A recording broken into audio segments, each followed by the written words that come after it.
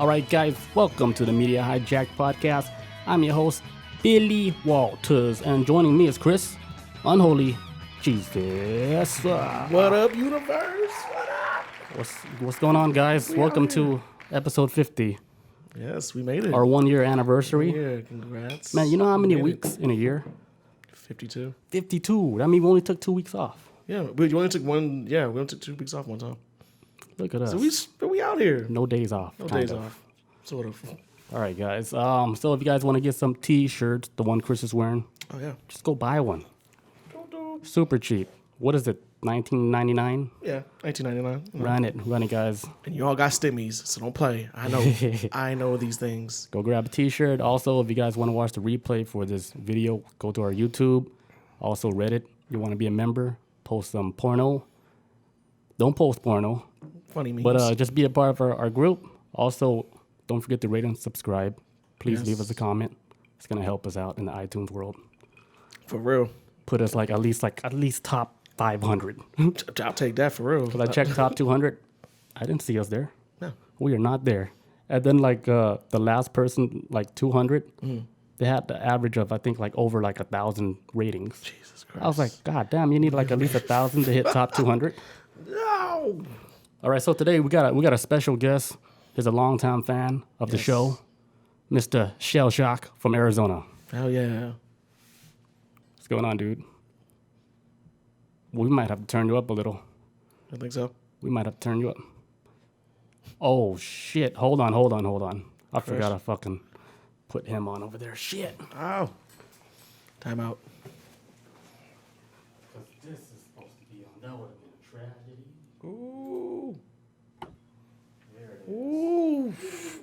Ooh, I'm glad you looked over there. Gotta introduce you again, man. All right, let's try it again. All right, guys, we got a special guest today. Oh, We'll Jeremy. redo this. Thank you, Jeremy, for subscribing.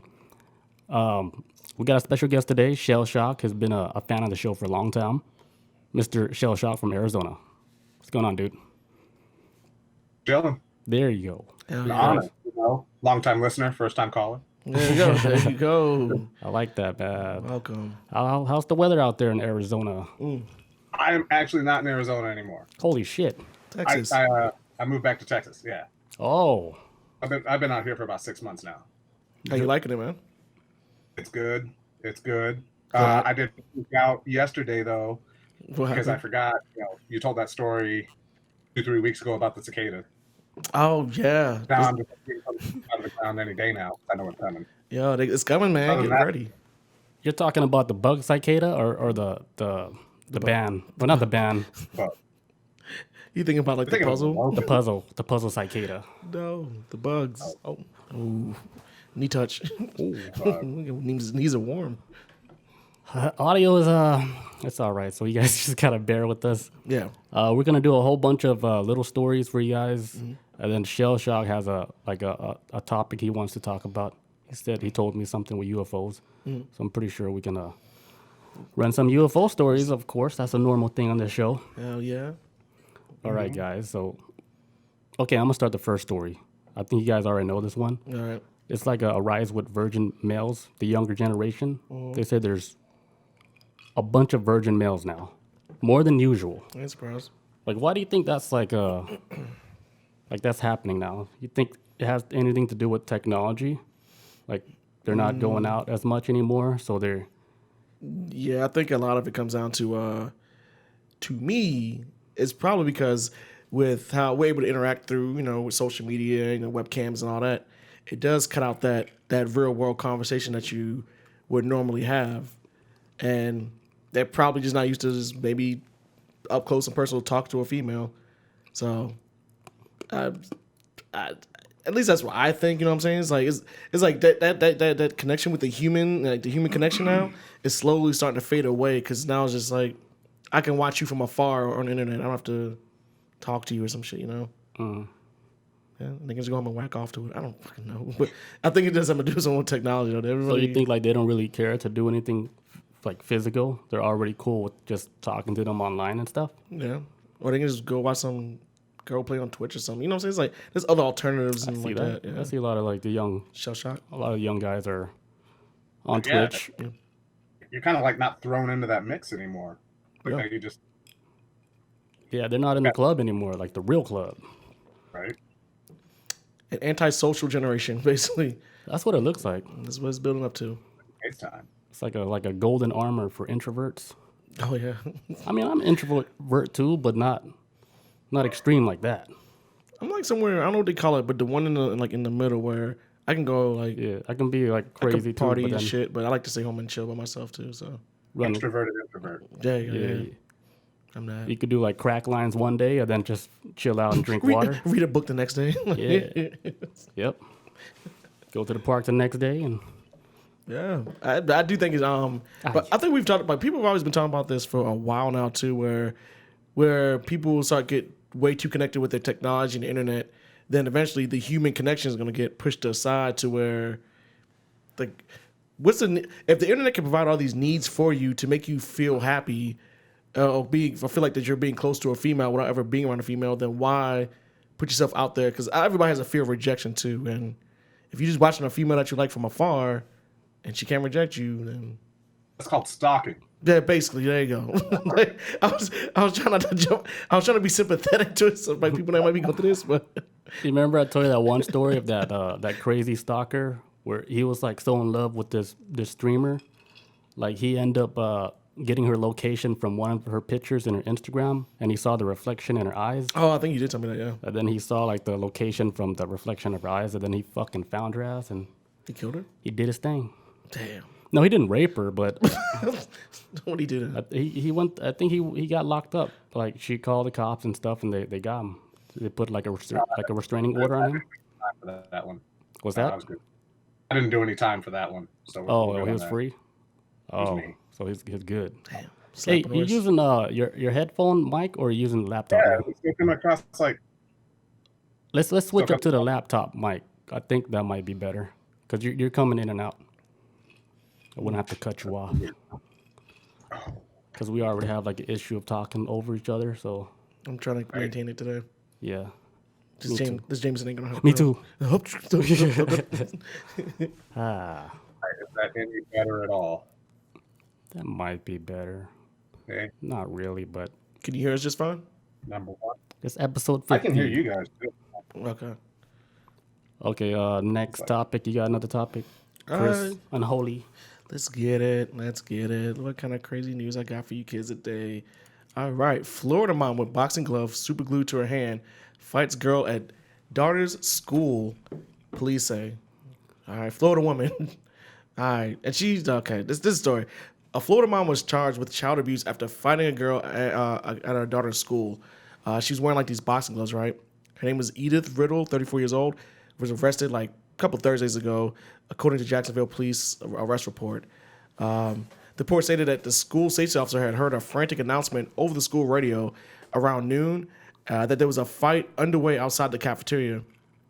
Riddle had gotten to a physical fight with a child unrelated to her, according to report.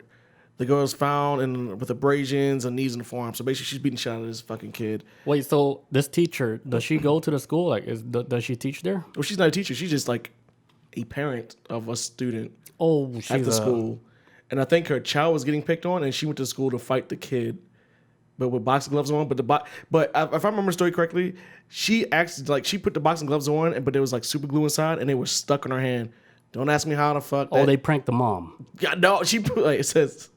Wait, hold on. It said. Wait, so basically, it's like because somehow it was super glue in the glove, and it got stuck. And the situation that unfolded at the school, she's like, "Oh shit, I need to go help my daughter, but I got this glove stuck to my hand. Well, I gotta go help her." And she just so happened to have a fucking boxing glove glued to her hand Damn. to show up to fight. I think she put it on on purpose. Is it high school kids? Let me see. 8th graders. Some middle school, sometimes, or some high school in some states, but What's that mom thinking? it's Florida. I mean, we don't say no more. Florida woman. Yeah. That's wild, man. I don't know. I mean, I could kind of get it. Like the parents so pissed off. Like, damn, man, they keep picking on my kids. I'm gonna fuck these kids up. Like literally. Shellshock, Roll as a father, how would you handle this situation? Light them up. I mean, that's you guys lose out, man. Yeah, no, I would not There you go. go fight a kid at a school, like at all. Like that's jail time. Like, I'm not Florida. You know what I mean? That's 100%. 100% jail time. For real. I mean, that's ghetto as hell. Hell yeah. She's 34, but she looked like 44. She looked a little rough. She's our age fighting kids. Yeah. I mean, Her name's Alexis. But Man, see, if I was going to do that, I'll fucking dress up like a ninja and I'll look like a kid and then I'll fuck him up. probably break all his legs. So All two of them. So you would still fight a kid? That's Unofficially. It says, according to police report, Riddle had just left the school with a daughter after meeting with the vice principal about the eighth grade's hostile outbursts at another student. Instead of leaving the campus after the meeting, Riddle's daughter went to the cafeteria to fight the other girl. Riddle's daughter punched the other girl in the face, and that's when she joined in on the fight. So her daughter got into the fight, fighting the girl, and that's when mom jumped in. Throwing punches herself, according to report. Riddle was wearing boxing gloves when she arrived at the school. And told officials it was super glued onto her wrist, and she couldn't remove it. The girl's parents arrived at the school, told police she wanted to pursue criminal charges before the child was taken to the hospital. Riddle, of course, was arrested. What's up? I'm the super glue. I mean, just who knows? That's the only part of the story that's never answered. She just like, it's super glued to my wrist, and She probably got pranked by a kid. that's the most Florida part of the story. It's like, for real. Yeah, that part didn't make sense. I would have been like, oh, you know what? You just put the glove on and then went to go fight the kid. Cool. But he's like, you just happened. Like, I went to school to defend, like get my kid from the principal's office. Like, she walked around the school wearing gloves and shit. Like, what the fuck? She was like swinging big ass gloves and It's like, somebody get that mom out of here. I can't get these fuckers off. So is she in prison now? Yeah, they got locked up for it. Yeah, one kind of child abuse with a personal/special weapon. Damn. Glued on boxing gloves. So what Florida. would she be labeled as if she like beat up kids? Cat Williams. Cat Williams. Oh, oh shit! Wasn't he fighting a middle schooler too? But the middle school beat him. Yeah, he was a big ass middle schooler. But the middle schooler was like 17, I think. Oh, Huh? Cat Williams is like 5'2". Yeah, the middle school was like what, 6'2"? He was a big kid. yeah, Cat Wills. He has a small frame, so I think any kid could beat him up. That's why you shoot the kid. That kid was big as fuck. But I guess the kid that he was fighting, I think was like 16 or 17. But he was in middle school. He looked pretty big. He looked like at least like a freshman in college. I was like college football player. He's a big ass dude. He's built like he eat real cows, you know, with the hormones. But that's my Florida story right there. Florida woman boxing glove. I got a story. All right, so you guys heard that in Alabama, like they banned yoga in school for the last 28 years Yeah. I feel like I might have heard of that. What's up with that though? because they're afraid like they might convert to like Hinduism. Oh shit! Yeah, they start over there. It's weird, huh? That's in Alabama. But now I think they're going through some shit now. I think they're trying to change that so they can start running like yoga, like 6 period. Well, it is Alabama. You ever been to Alabama? For fireworks. But just cross that border, get the fireworks, and go back. 30 minutes in, out. Now Florida is Alabama is it's like going through a time machine a little bit. It's like Georgia minus 10 years. I'd probably say more than that. 30 now. Because it doesn't seem like Alabama's advancing at all. It's like No, they man, hit it's a like plateau. it's stuck. Yeah. 60s maybe. Yeah, They just didn't move. They stopped. They stopped developing after, I don't know, 1975. You've just angered all of your Alabama listeners now. No. Hmm? Sorry, guys. All 3 of you Alabamas. My bad. Alabamians? Is that what you call them? Alabamians. Alabamians. But so they banned yoga class because it has connection to Hinduism. Yeah. When did they? And he says it's been banned for how long? Like 30-some years, you said, or some shit? 28? 28 years. God, Jesus. They're scared about like other religions that's not like normal to them, which is... Oh, we don't want nobody overtaking Alabama. That's what they probably thinking. Like, I guess they think Hinduism is bad or something, you know? I promise you, Alabama, ain't nobody trying to take your shit. You're fine. You're fine the way you are. Nobody wants you. Yeah. Oh my God. America. That's all I got for that one. I thought there was more to this story. I actually read like half the article. I'm like, I'm good. I've heard enough. I hope these guys can like fill in. Nah, I mean, but I've traveled around like through the South a lot too, and I'm pretty sure Shellshock has as well too, where you see like Atlanta, like I put like for example like this Atlanta, pretty progressive area, and then it sees you like go outside of Atlanta, is like going to another fucking planet, and it is so bizarre that we all coexist in this one state, but it's so separated by either by politics or just like culture or whatever, I guess, you know. And while Atlanta may be more accepting of a lot of cultures and all that, outside of Atlanta, a little different. It is kind of like no, because it feels like a hostile takeover of their norm, and Alabama's like that. I think probably almost damn near across the board with that. So I remember you remember Roy Moore? Was that Alabama? He was a guy that was, I think he was running for senator, but he was like a child pedophile. He was, he was an attorney back in the 80s, right? And he wound up being a child pedophile, and he got banned from like malls and shit back in the day. And he was trying to run a couple years ago, and he almost fucking won in Alabama. Damn. But only because he represents like Alabama's Southern heritage. But they was willing to vote for this pedo, Roy Moore. They was willing to vote for this guy just because he stuck close to the heritage of what Alabama represented. And it was like, this dude has on record at being 30 years old of hanging out at malls. And he was an attorney at the time too, trying to pick up teenage girls, and he got banned at the mall. And they were still trying to vote for him. So it's, wait, did he ever like did anything? Man, this like, because the girls he approached back then, I think it's maybe in the 80s. Of course, they're grown ass women now, and they all had like I think it was like a paper trail showing like, hey, like there were parents who got involved in it that want to put in like restraining orders on him, and they banned him from the mall for life. He could never go to this mall, but he damn near like fucking became a powerful government position. Damn. In Alabama, all because he spoke the language of a lot of Alabamanians. Yeah, like he's speaking the language, and it worked. Guess it's all about who you know, huh? Yeah, or who you just pander to. Fuck. That's power, man. That's that power. Yeah, What you call that shit? Icy white privilege. What's up? Was he white? Wait, go ahead. Right now in Florida, go figure. Yeah. Same scenario. You got a story? Shellshock. I almost call you Netflix. Shellshock. Why? That's a cool ass nickname though, huh? No. Hey, yo, Netflix. Damn. Hey, what's your story, bro? No, I was just saying. Well, I was following up with what you were saying about that dude from Alabama, because what we're going through in Florida right now. Oh yes, with Matt Gaetz. Woo. Woo! That Matt Gaetz shit is picking up steam.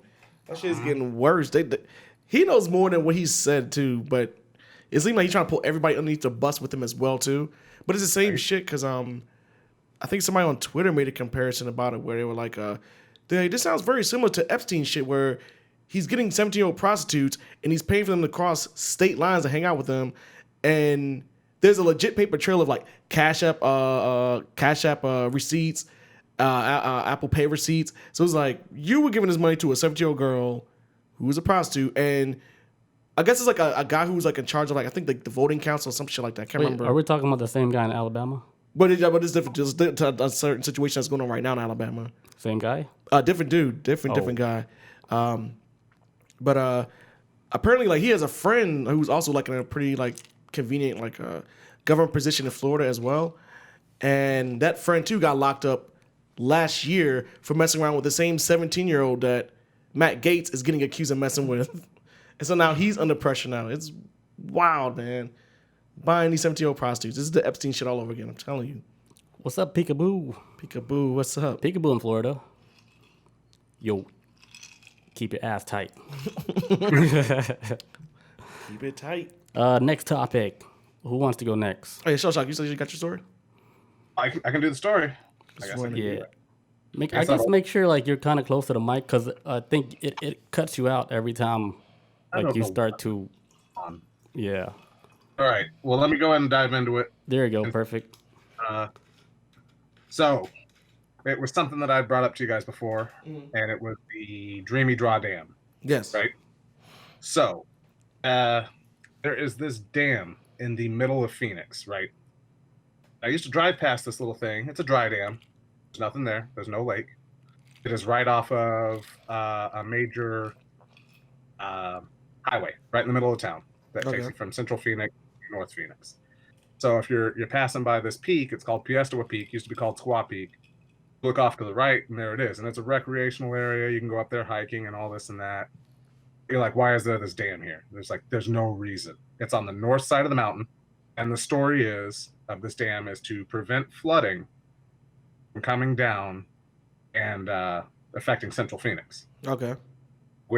If you've heard any of the stories about Phoenix or Scottsdale or any of those surrounding areas, when it storms, everything gets fucked up. Yeah. Just flooded out. It's not built for water, like here or Georgia, you know? Yeah. Oh, like the conspiracy comes along that there's actually two theories to this. First one is that in 1947, now hold on to that year, 1947, a UFO came down and crashed right there. So one story is it skipped from there when it crashed and landed about 12 to 15 miles north in Cave Creek, right? Okay. Other theory is that one crashed there and the other one crashed in Cave Creek. Well, you said 1947? My bad. Yeah. Is that after World War II? Yeah. Oh, okay. Okay, go ahead. My bad. Yeah. But what's weird about that is 1947 is the same year as the Roswell crash. Oh, yeah. So, New Mexico, right? Pretty close. So, basically, here's another name for you. This dude, Frank Scully, wrote a book in 1950 about it. And I'm like, Scully? Really? Oh, really? Come on. You think that's where they got it from? From X-Files? Like X-Files got it from that guy? Maybe. So, with this, there were two men, Silas Newton and Dr. G. That's a cool name, Silas. That claimed to have... Sorry. Silas, yeah. I thought Dr. G was better. It's almost like, like a funk Dr. musician. G? 50 cents. Oh, go ahead. So, they claim to have pulled two bodies from the wreckage.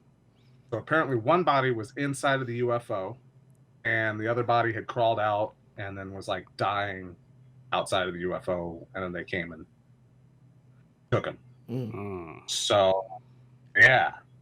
The remains were kept in a freezer. My bad.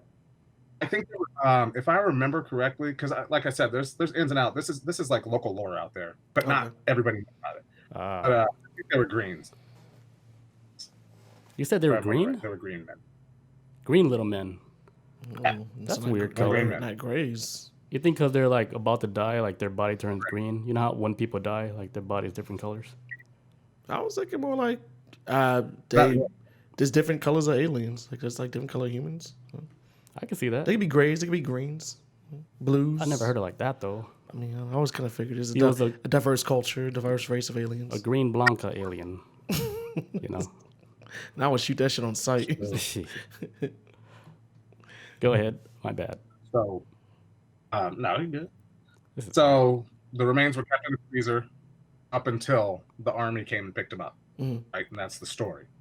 Apparently, there's like a couple books written about this. I think the books dropped in 1950. Like I said, Scully. There was another one in 1980. But that's where things get really confusing. So we start looking at it. The dam is actually like 455 feet long. And like I said, it's a solid rock. I used to pass this on the way to work every day. Look off to the right. There it is. It's solid rock built by the Army Corps of Engineers. So that's where it starts getting weird. It's like you're hearing that the Army picked up the bodies, and then all of a sudden there's this dam built by the Army Corps of Engineers. Conveniently built. And it's to basically that the story goes is to cover up the crash site. It's to either, like I said, there's two stories. It either covers the crash, the impact itself, or they built it over. Over top of it, yeah. That's what I was thinking too. Because I was thinking like, okay, behind the damn wall, is the spaceship still there, or is it underneath it? But yeah, that's what you're saying. Like, I'm pretty sure they took the spaceship apart. Oh, yeah, for sure. Yeah, it's like story got taken away, and then the other story they built over it. Mm. And so Like they built over where it landed? yeah, where it crashed down. Oh. Why would they do that, though? That makes no sense. So Build over where it crashed. They probably couldn't move it. No, I think they did move it, but I don't know. Maybe, do you think like it was like giving off like radiation in that area? could be. Because you know how like if you But that's like if you go to like a site where there's like crop circles and stuff, like if they would try to detect like radiation, they would find it on the grass, on the wheat.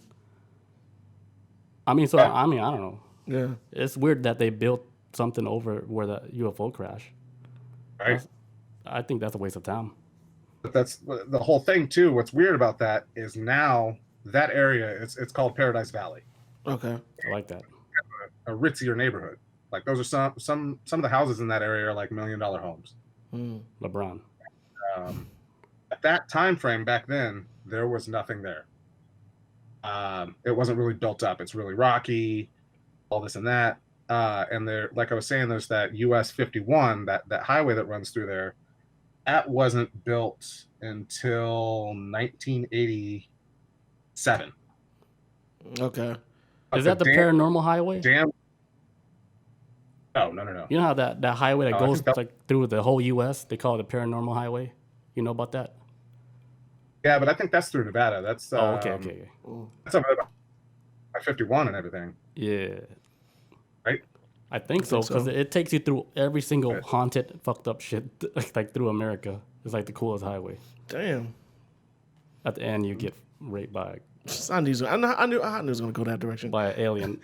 Anyway. Surprise! Easter egg. Well, I had a question too. So, like, when the dam they built, when the dam that they built, right?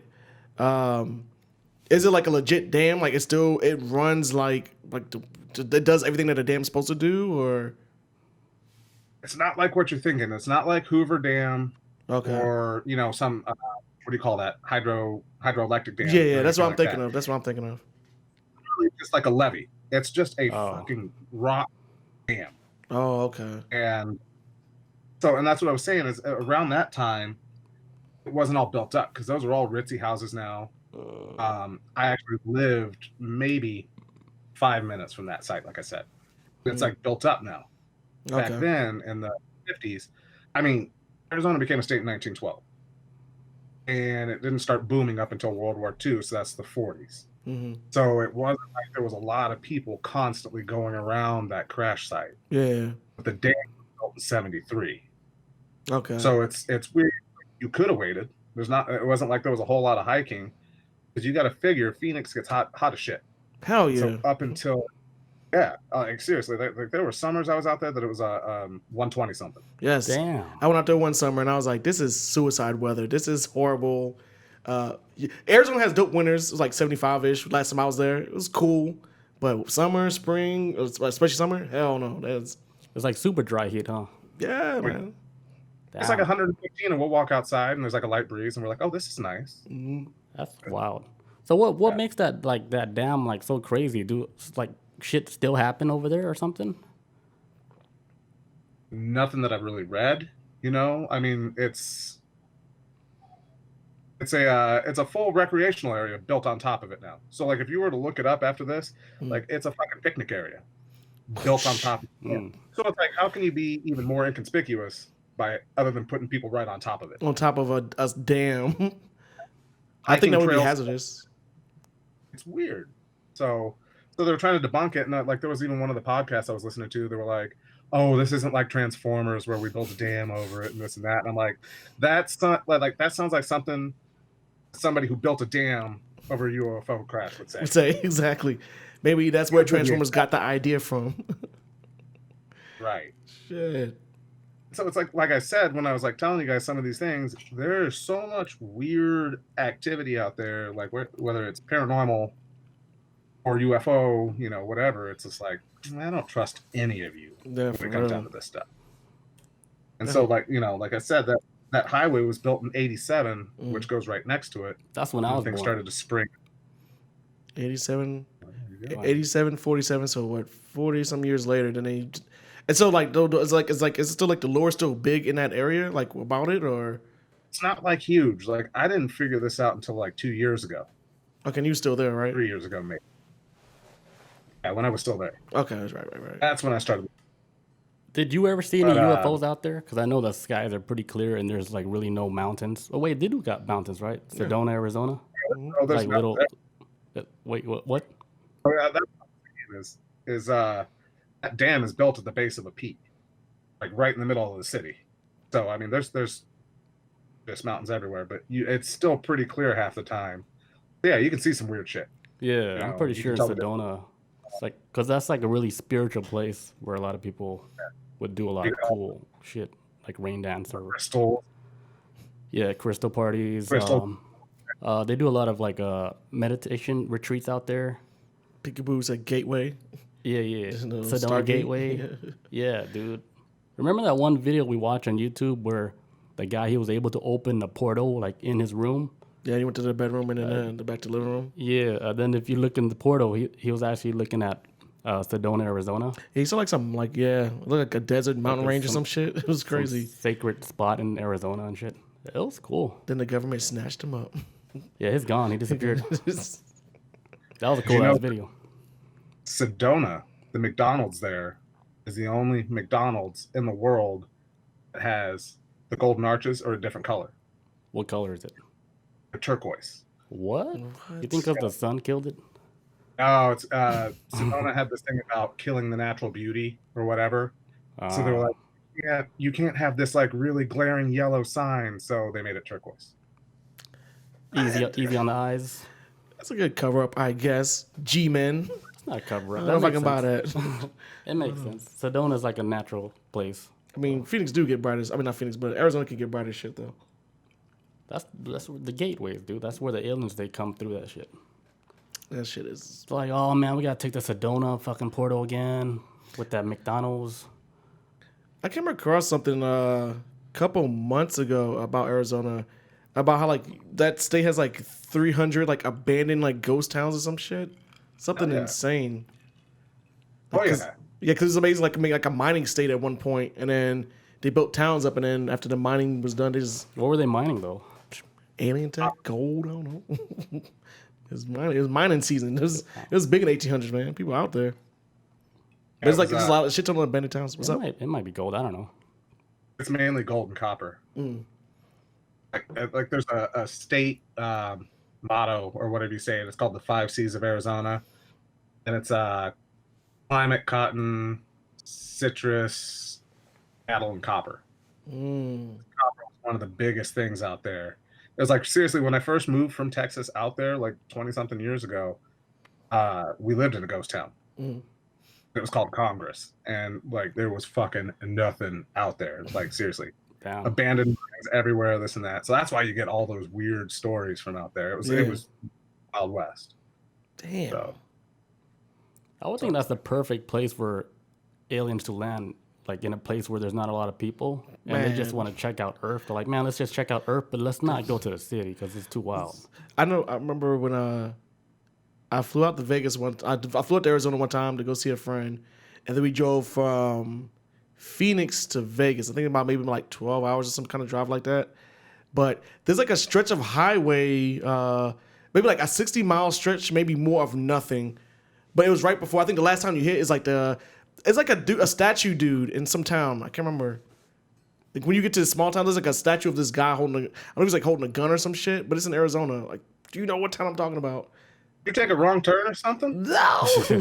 No, there's a town where like there's a statue when you get there. What's wrong with the statue though? I Is it don't scary? know, it's like a historic statue, I guess. Some white settler, I don't know, but How you know he was white though? he looked Yeah. white. I mean, he wasn't black. There ain't gonna be no statue of a black dude. How would you make a black statue? But I don't know. You gonna say something stupid? Let me keep going.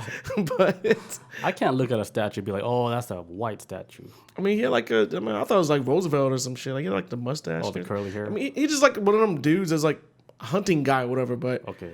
it's a town that I got to right before we hit like a 60-mile stretch from Arizona crossing over into Nevada and then getting stuck at the Hoover Dam. This is like 2008, 9ish at time. So I don't know. It's probably maybe they built some shit then, but there's like 60 miles of like touched land, and I was driving. Huh? You're describing so much of Arizona, though. It was just 60 miles. Yeah, so that's a lot of that's all it is. And so when I was driving through it, me and my friend were like, "Yo, how many people do you think the mafia done dumped out here from like Vegas?" And then we like, "How many aliens are out here?" It's just, dude, you can speed and there's no fucking cops for 60 miles. It's just, and you don't see nobody coming, like traffic coming towards you. It's just you out there. Damn. I don't know. I wish I remember the town's name. It's a tiny town, but it seems like it's like a really special town, though. There's a lot of them. It was like even one of the places that I was living out there. It's called Prescott. It's one of the bigger names, and it's not a huge city, but like that's where I spent most of my time when I was younger up there, and that has like literally the world's oldest rodeo. Like that was the. Are the cows old too? Wait, bulls, what? Right? It's bulls and cows. They're different animals. Cows are females and bulls are males. Oh. I think so. I thought all cows were like both sex. Oh. You sure? What? No, cows are females and bulls are males, right? So the cows that make milk, they're all females? Yeah, they got titties. Fuck, man. How did I miss this class? I don't know. How did I miss the farming class? I don't know, man. I thought that was just common knowledge. I knew that, just playing. All right. Carry on, guys.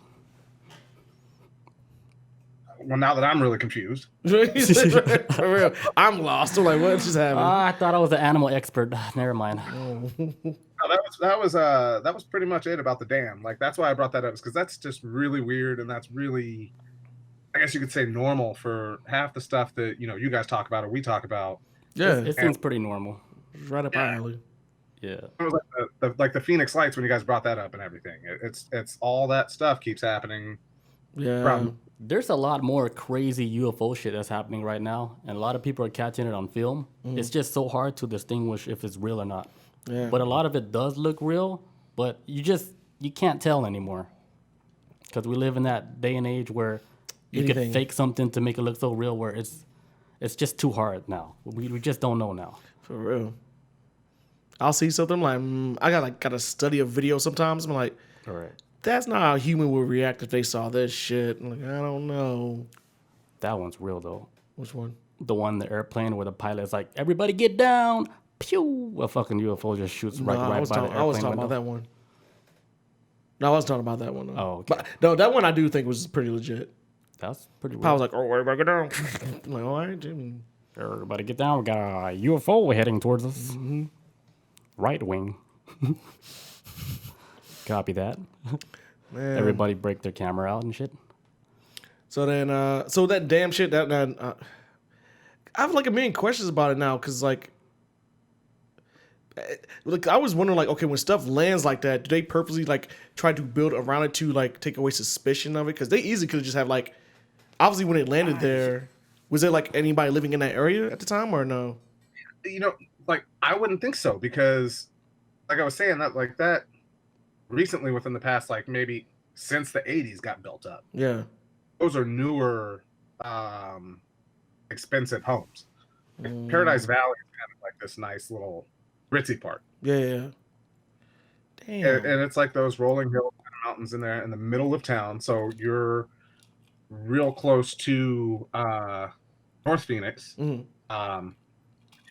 Yeah, that's it. You're in between North Phoenix and Central. So you can literally, it's in a way like Beverly Hills. You're sitting up in these hills looking down on the skyline of Central Phoenix. Okay, gotcha. Central Phoenix is maybe only another 8 miles away. No depending shit. on like which highway you take. Yeah. I think it's further than that for some reason. That's kind of close to the capital. Like right there. Damn. So, and that's what something else, like what was weirding me out about it, and especially if you're following the dates. One of the things that I was learning when I was still living out there and I was younger was that Phoenix wasn't really expanding that quick. Mm-hmm. It didn't really start taking off up until World War II, mm-hmm. The 40s, and up until Central Air, or AC. Yeah. Really taking off because it was too fucking hot to live there. Yeah. It's like so you had all the time in the world to cover up a UFO crash. Yeah, for real. Like there was, and there was times where when I visit Arizona, and I felt the heat, and the first thing my brain would think would be like, I don't think we're supposed to be living in this area. This feels like another planet, like Venus or some shit. Like that. Sometimes it'd be that extreme to me. So, like, are humans supposed to live in this shit? 'Cause No, there was like a meme or something I was seeing last year, and it was saying that like human cells start to die at like 113 degrees. oh shit. Whatever. And then I looked at the temperature, and I'm like, oh, it's only 117 today. We're good. We good. We good. What happened? Actually, What happened? I was like sitting out in the backyard, shit posting stuff to you through DM or something. Oh, okay. Like this, just sweat. Oof. Damn. 'Cause I remember Arizona some years ago. I mean, maybe the mid 2000s. There was like old people dropping dead from the heat in the summertime, like left and right. They should never move there. That's not a place you retire. But it's a huge retirement area, right? Yeah, it's a big huge retirement area. And a lot, yeah. Well, they're Dang. dying faster than what they planned. Yeah, that sun was beating the shit out of them. If you want to retire, you go to Florida. Ain't that right, Peekaboo? Till the hurricane comes and That's knocking on the- your door. Hurricane? What's that? The hurricane comes like, fuck, take the wheel, Jesus. You know? Jesus don't know how to drive. We got any other stories? Thanks for that story, by the way. Oh, yeah. Shellshock. Hey, pleasure. Appreciate Oh, it. that was my main one. Oh, okay. But you do have another story, right? Like the haunted one you told me about?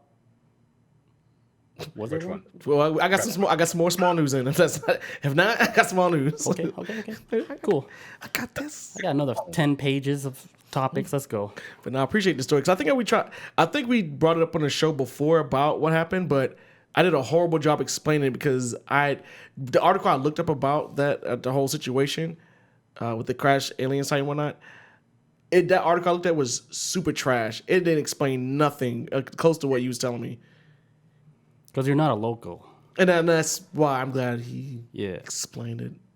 We got somebody on the street for that, Chris. Yeah, Out there. Real life. Footprints on the ground. Okay, let's go. let's get it. All right. I got want me to start it? I'll start it.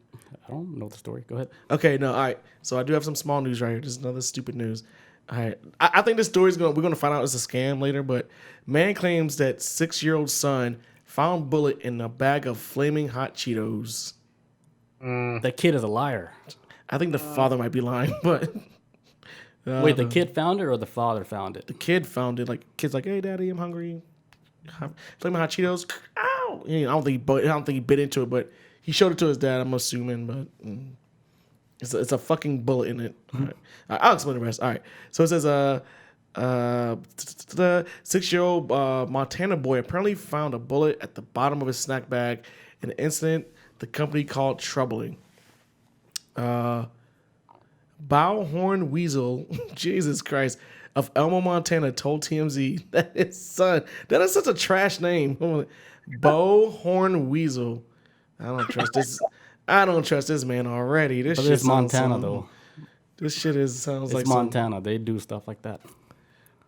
This shit sounds like some Hillside Vice shit. All right. So anyways, he basically told TMZ that his son found the round covered in red coating inside the Frito-Lay snack, which was bought at a local convenience store. Weasel contacted the company on Facebook and sent an email to alert them that the snack was packing ammo. The TMZ reported. The Frito-Lay representative told the Post that the company is committed to ensuring the quality and safety. PR do step out front. Situation is highly unusual and troubling, and we have taken steps to investigate the attempted identity or the root of the cause. This sounds very similar to what was it last week or the week before?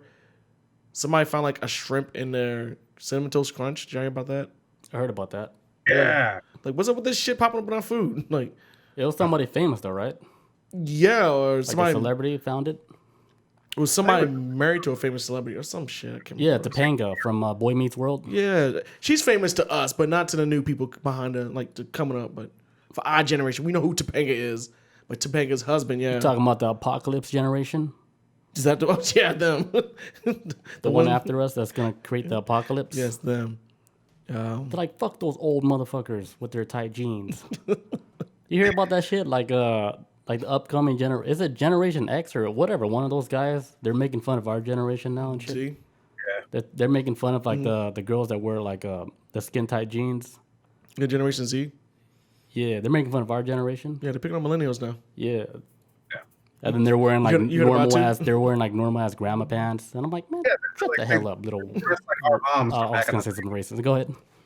Oh, I'm sorry. That's like our moms saved in the myself. 90s. We're talking shit. Yeah, Yo, those kids, man. Imagine if you disconnect the internet, they're done. That's that generation. mass suicide will know? commence. Yeah. Nah. Put a filter on that. But I noticed they've been talking to millennials now. I'm like, all right, we get enough heat from boomers.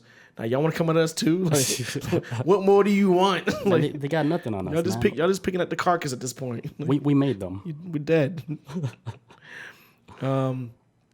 But yeah, no, but make sure you look what you're trying to eat, people, because like I said too, they talk about like a shrimp's tail within a box of Cinnamon Toast Crunch, and now people are finding like, I don't even describe what the bullet was. It looks like a fucking non-mill bullet. It looks pretty small, but I'll eat that shit.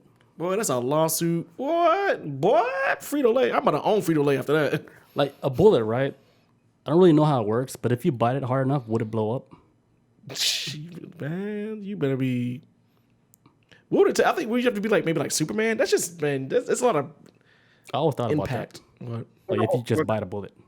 Was it just the bullet itself, or was it the full casing with the primer? Yeah, it looks like it's just the bullet itself from the picture I'm looking at. It looks like the full bullet with the primer. Okay, never mind. It looks like Not that I know what the hell you just said. I don't know what that means. No casing. It looks like the bullet. It looks like just the bullet itself, the full bullet, but it's actually smashed in the front though. Like it's like it looks like there was a shootout in a Frito-Lay factory and the bullet hit something and landed in the fucking bag. Peekaboo says no. So Down, there's a cover up behind this. what's the cover up? Let's hear it. But it's Montana. They can't cover up nothing. Well, that's what they do. It's West justice out there, man. For real. I don't think Montana knows how to even use Photoshop either. It's like you stole my Sorry, horse. Montana fans. Dissing everybody. You lost 2 states. Go ahead. What were you saying about the bullets? The guy's name is Bowhorn Weasel, so hey, take that for what you will, man. That shit sounds like a reality show, like some Duck Dynasty shit. You know what I'm saying? Like, what you trying to start up here? That's wild. Or maybe he's faking it to try to get his name out there to start a Montana reality show. I don't know why people they're so like they want to get their name out there so bad, but they want to do it like in the dumbest way. Man, any publicity, any good, bad But publicity. why Publicity. though? Why that? Why do people want to do that? I know it's not just that generation. Our generation's affected with that shit too, where they want to. Because I think Jackass kind of started this shit, where doing wild shit will get you attention, like Steve-O and the Jackass guys and shit. They're the one that fucking started all that crazy wild shit. I mean, yeah, but they were like, did disclaimers and shit, and they were professionals about it. I think when YouTube took off, and it was like, wait, normal people can do this stupid ass prank shit too. Like, Yeah, I was saying they're the one that's when it. they're the trendsetter. Well, I guess they started that trend with the crazy wild shit that you would do. Like, you know, the CKY videos where the dude is taking a dump off the building. Well, it was a Bam Margera that did that.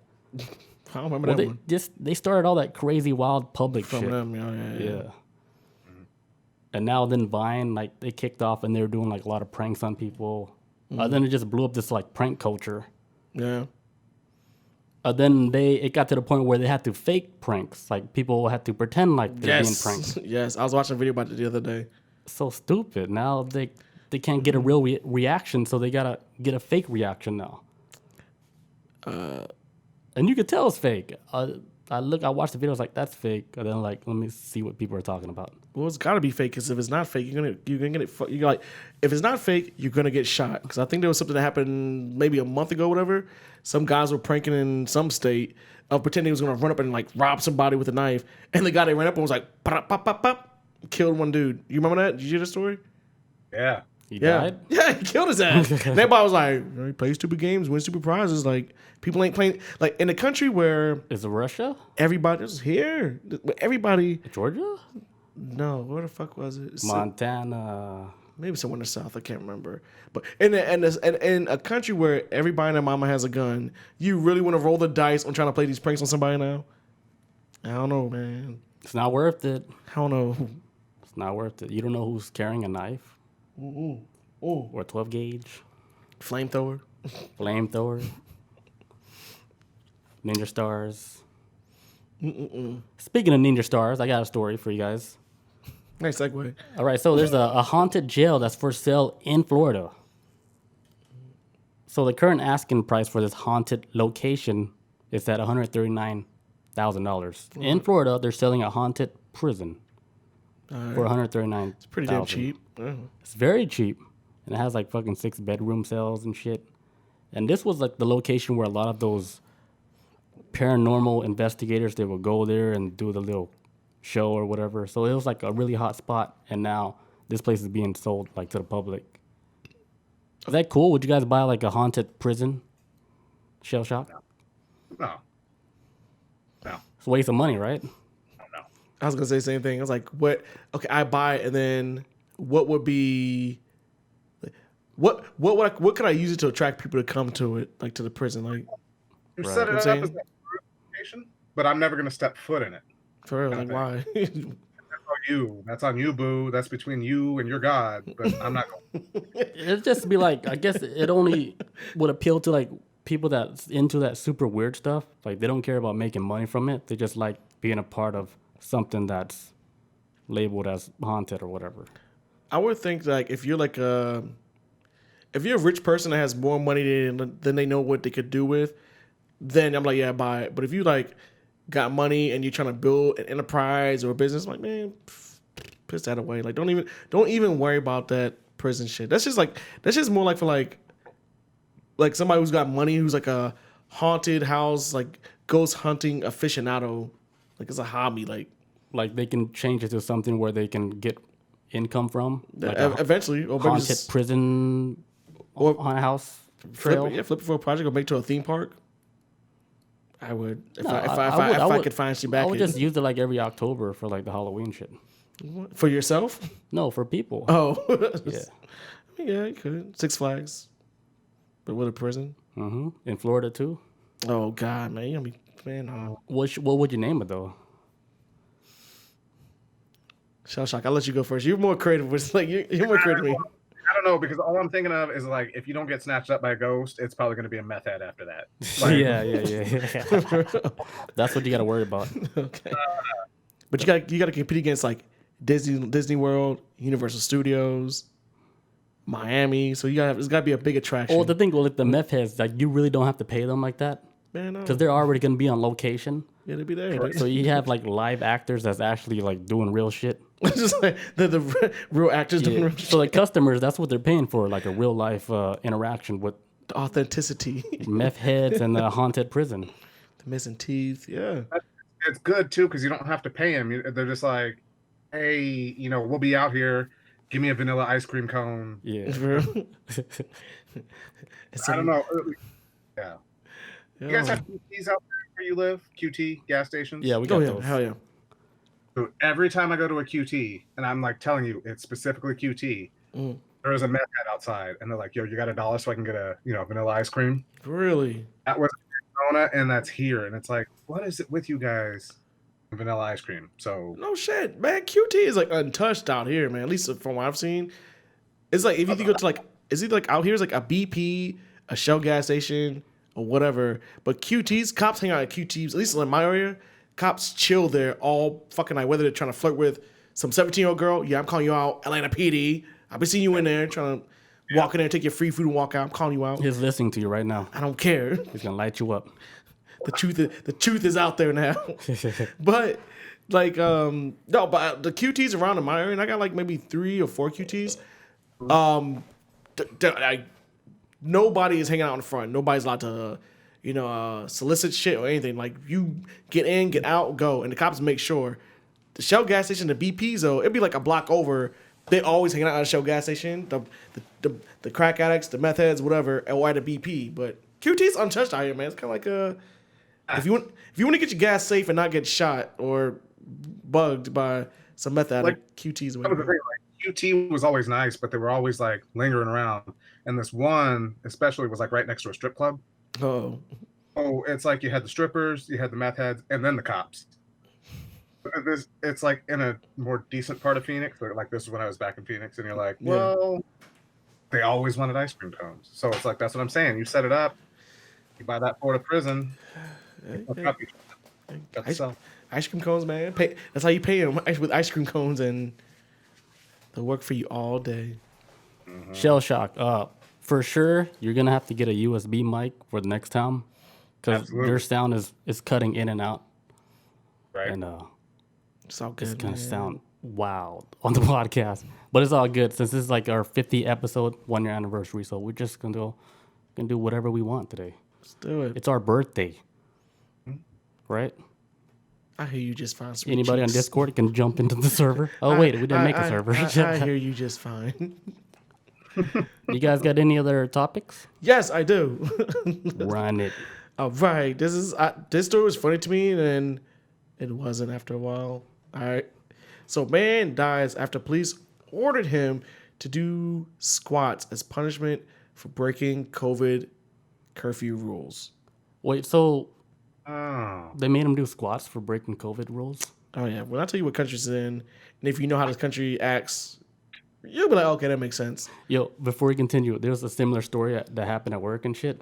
So this guy was just trying to get through the gates, right, to get through the subway. He was like, yeah, I forgot my card and shit. I was like, man, go talk to somebody else.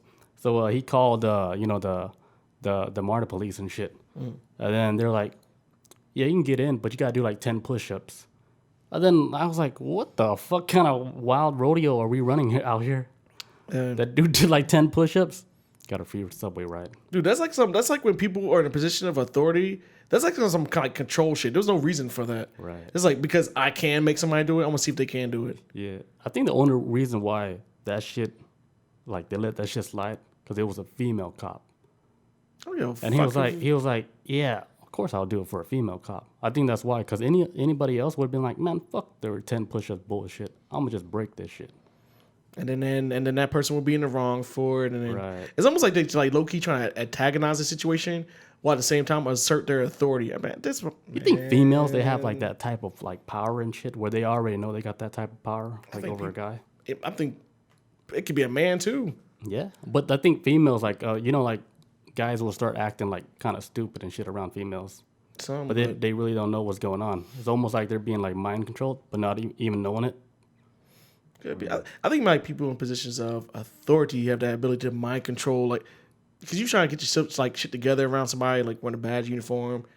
If you don't want to get fucking your ass beat, but I mean, I don't know, that's like abuse of authority right there.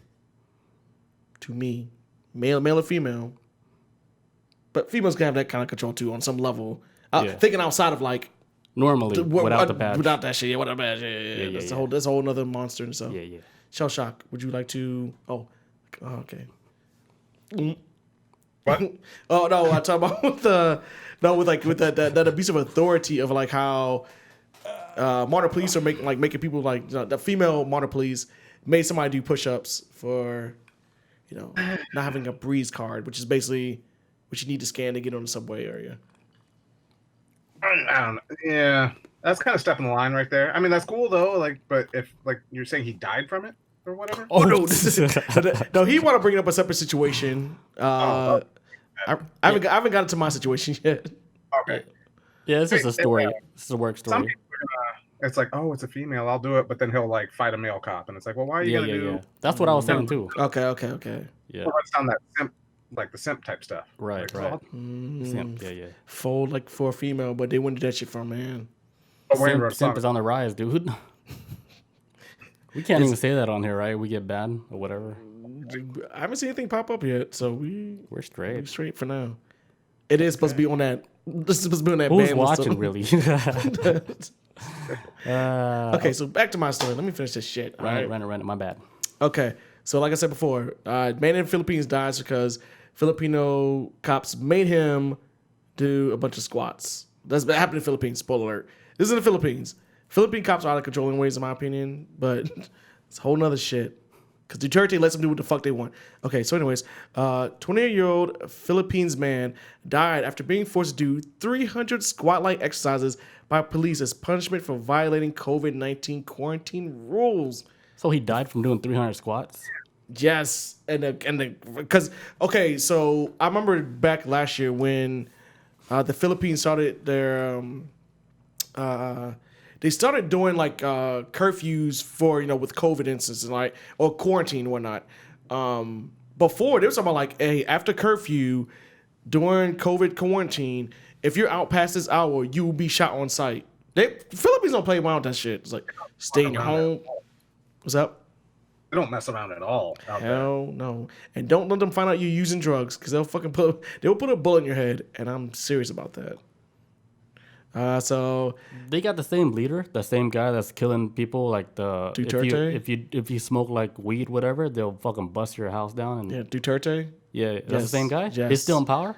I think he gets what are we 21, 21? Either this year or next year. His time is up in office, so he has to run again. Oh yeah, so. that's a scary dude, man. He reminds me of one of my uncles and shit. That's fucking just. And he's an old guy, but like hardcore, kind of mad, intimidating. And he has like this huge thing where he does not like homosexuals. And this bizarre, like he is like. He might be gay then. That's what I was thinking. I was like, you might.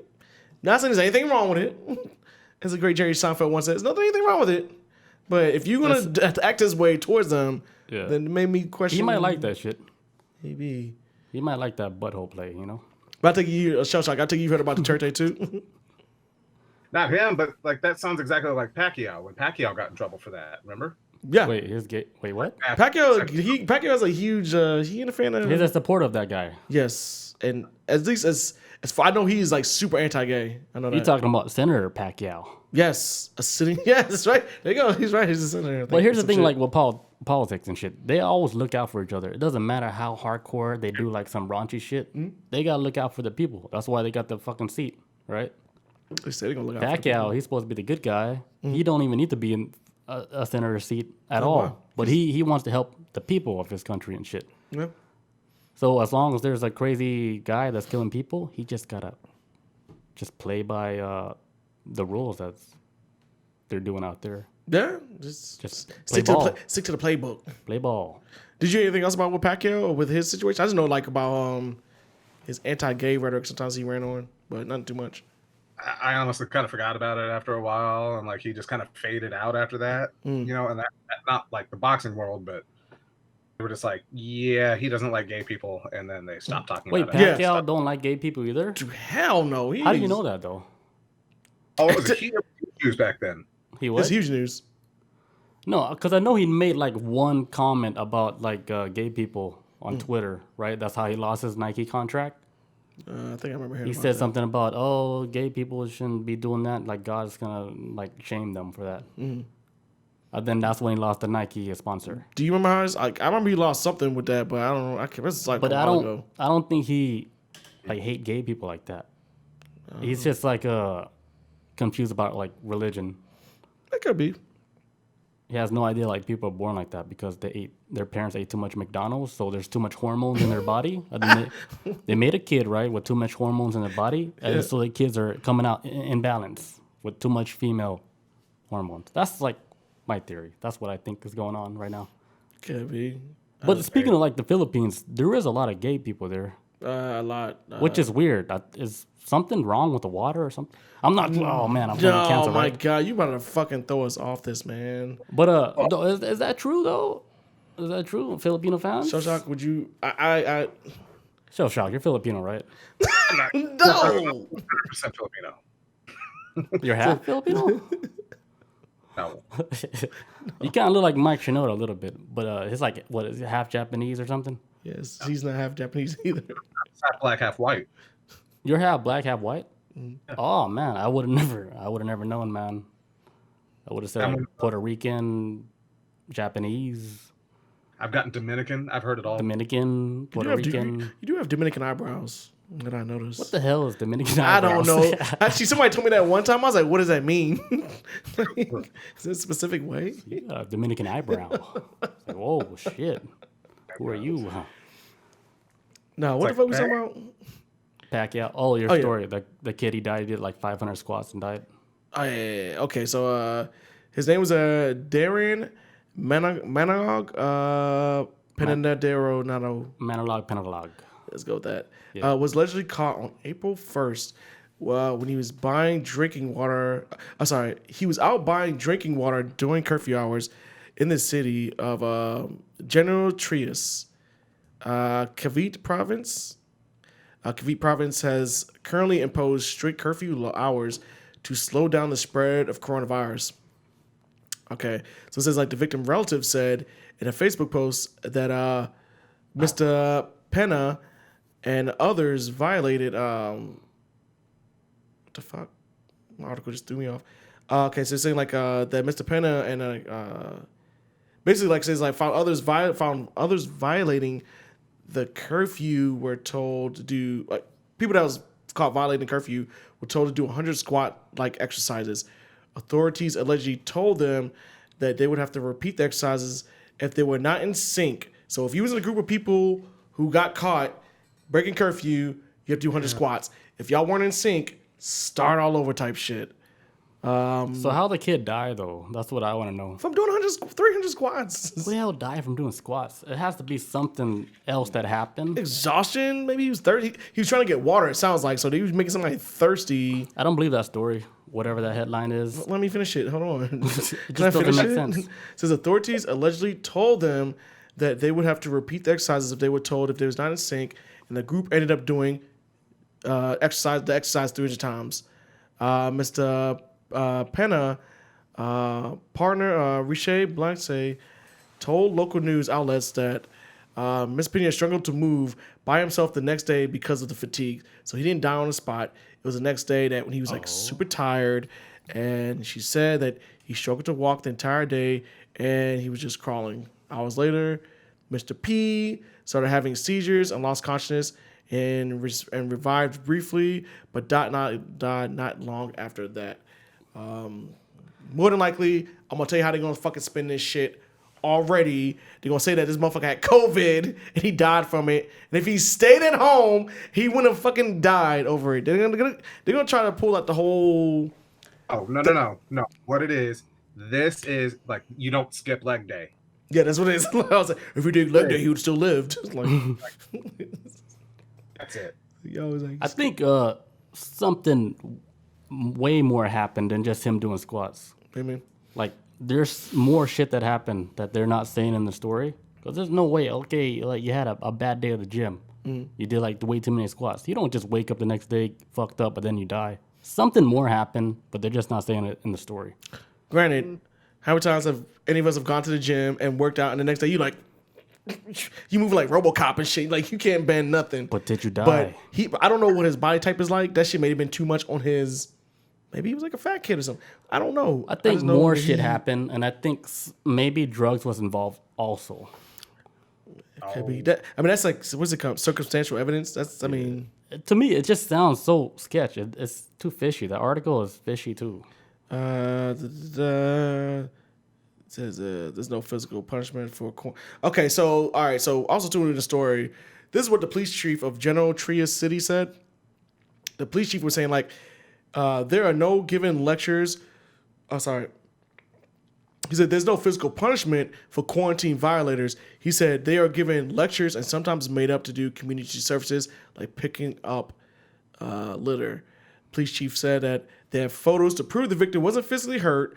According to CNN Philippines, he said the investigation showed that none of the staff on duty that night ordered the violators to exercise. We released them in good physical condition. And that's basically their story. It just stands right now. I figured it out. If they're having to pick up litter, right? So what they're doing is they're having them walk down, and they got to squat down, right? They're not losing clamps. They got to pick up the litter with their butt cheeks. Jesus. That's how they're doing it. That's why he died. That's the squats. Yeah, if you add all that, it might make more sense why the kid woke up the next day, got fucked up. I mean, I can see going both ways where maybe he probably did die from making him pick up litter and woke up the next day. It was like, oh, that was I bent down 300 times to pick up like litter and died. I just think there's more shit that happened that they're not saying in the story. Because, you can't always believe whatever story that they post. For sure. Because, like, if you were ever, like, involved in something, and then next thing you know, you read the newspaper, like, holy shit, they twisted the whole fucking story. Yeah. So the way you were telling this story about that, to me, it sounds like they twisted a lot of the story. They could have, for sure. It wasn't as innocent as him doing squats, and then too many squats, and the next day he's fucked up and he died. I think a lot more happened. But you're talking about where the police did worse? Or yeah, the police did way worse. They probably did like something like way more like something that's like inhumane.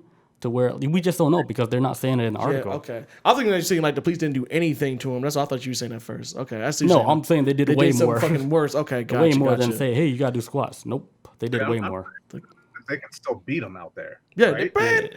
Oh my god! I think you might be right. I see where you're going with it now. Yeah, they did way more. Because remember how Duterte's running this shit right now over there. The Turkeys. Yes, him. when they I'm just saying what I'm hearing. Yeah. Duterte. Turkeys. When how he runs this shit right there, like right now, they call him like with the Punisher or some shit, right, as a nickname. It's like if you have a neighbor, it's like your next door neighbor's using drugs, right? If you snitch on them, cops won't kill him. There ain't no trial, ain't no shit. That's just them using drugs. You're not even selling. You're just a drug user, which I feel like when people who are caught in this webbing of using drugs, it should be more like getting help instead of getting tossed in prison or getting executed. But that's how he's running this country. And that's like some kind of weird Salem witch trial shit to me. Because what if I didn't like my neighbor one day? Like, man, fuck this motherfucker. His leaves are always on some of my yard. I'm gonna say he does cocaine. Mm-hmm. Cops roll in, light his ass up. It's like almost like swatting in like in a weird way. Like when you send like SWATs over there, like that type of shit, but Filipino style, like. Because you will die. Because like they're gonna die like, hey, I'm using drugs, and they're not gonna look for evidence. They're gonna roll in. Question. They're not gonna question. They'll just kill you. So I can see where something like this now, it might be more to the story than that's why 300 squats. I would be like so scared to live in a country like that, to where if somebody's snitching you can easily die. Like, man, you better be nice to everybody. Yeah, it's almost like, damn, you gotta tread lightly. You know, you gotta watch where you step. Mm-hmm. You about to say Shellshock? Fuck that place. You about to say something, Shellshock? I was gonna say, like, at least that your neighbor's gonna keep their leaves out of your yard at that point. Yeah, for real. Like silver lining.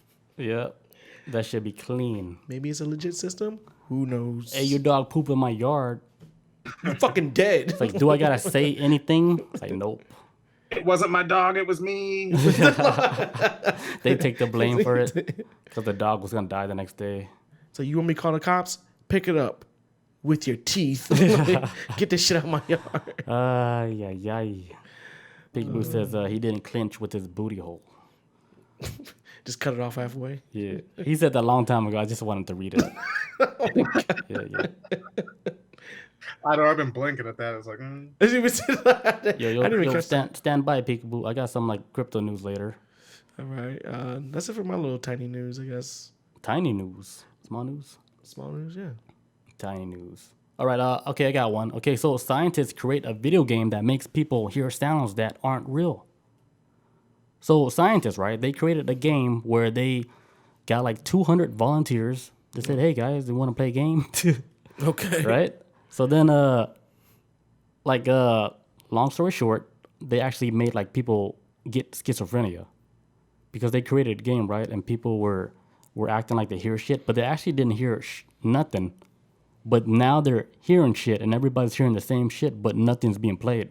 So now, a lot of those people, like, I guess they would be considered like people with schizophrenia, and now they're even more confused about the disease schizophrenia, which is like something like no scientist can explain the reason why it happens, the reason why people see shit, why they hear shit. They don't understand it. Schizophrenia is one of those things that we just don't know. They don't know unless like we don't get it. Schizophrenia is gonna be one of them things. Is like, in order for us to understand it, it would have to be in a distant future with technology where we can get inside the people's brain to understand something. You're onto something because here's what I think schizophrenia is. It has something to do with the other world. Who's ever like in control of like if they can control like your brain and shit. Like let's say like let me give you an example. I took shrooms one time, right? Real life story, and I was going through like some shit with the shrooms and whatever. And then for some reason I couldn't read any of my texts. Like it wasn't like calculating in my brain. I couldn't understand nothing. Like you would text me, right? I would look at it, I'm like, nothing goes in my head. I'm like, I can't read this text. Other people text me, it's like, holy shit, I can't read it. So in my head, I'm thinking, okay, they shut off my ability to read. And I'm thinking it's something that has to do with the spirit world that's allowing you, like making you not be able to read or not be able to do a certain function. Like if somebody was handicapped and they can't control their limbs and shit. Yeah. I think it has something to do with like their mental. Just shutting off some shit. Like where somebody switched a whole bunch of switched off, like to where they're just super handicapped. I mean, that could be a possibility. Like just like, okay, you don't like flip this switch off, or maybe like whoever's on the other side that may be running this shit. Maybe somebody fell asleep on a job or something. I don't know, but I see what you're saying, like something like just kind of like something that you could normally do. Like, it all of a sudden, like, you can't do it. I guess, like, something simple as reading. Right. Because they can turn off, like, your sight, too. Because, man, I was so fucking scared one time, like, I did it, right? And I had, like, the TV playing, like some meditation music. And I was looking at the TV. Then the whole TV got blurry. I was like, holy shit, they shut off my eyes. I can't see now. Like, I'm blind. And I fucking freaked out, dude. Damn. I was like, fuck, I won't be able to work no more. I can't see shit. How am I going to make money? I can't see. It's scary. It's scary. But I think that like schizo and like the spirit world, it has like I would say like contracts and shit. Like, okay, like, you have to do connection. Like for some reason, why a kid was born like handicapped, right? Because in his past life, he collected bad karma. So when he was born, right, a lot of his functions were shut off. Like he wasn't able to use his legs or his hands, so his functions was all fucked up because his past life, like you're so fucked up that when you were reborn in this world, they shut off all these functions. And I think a way for you to fix that shit is to go on like some crazy psychedelic trip to where you're actually able to see people in the spirit world and you're able to like, hey, apologize for like your past life or some shit, or like make a connection back, and then they will reconnect like the neurons like in your brain that controls like your legs or your arms or whatever. Damn, you went deep in this shit. Yeah, I thought about all this like, a long time ago. I'm actually picturing my brain like connecting like.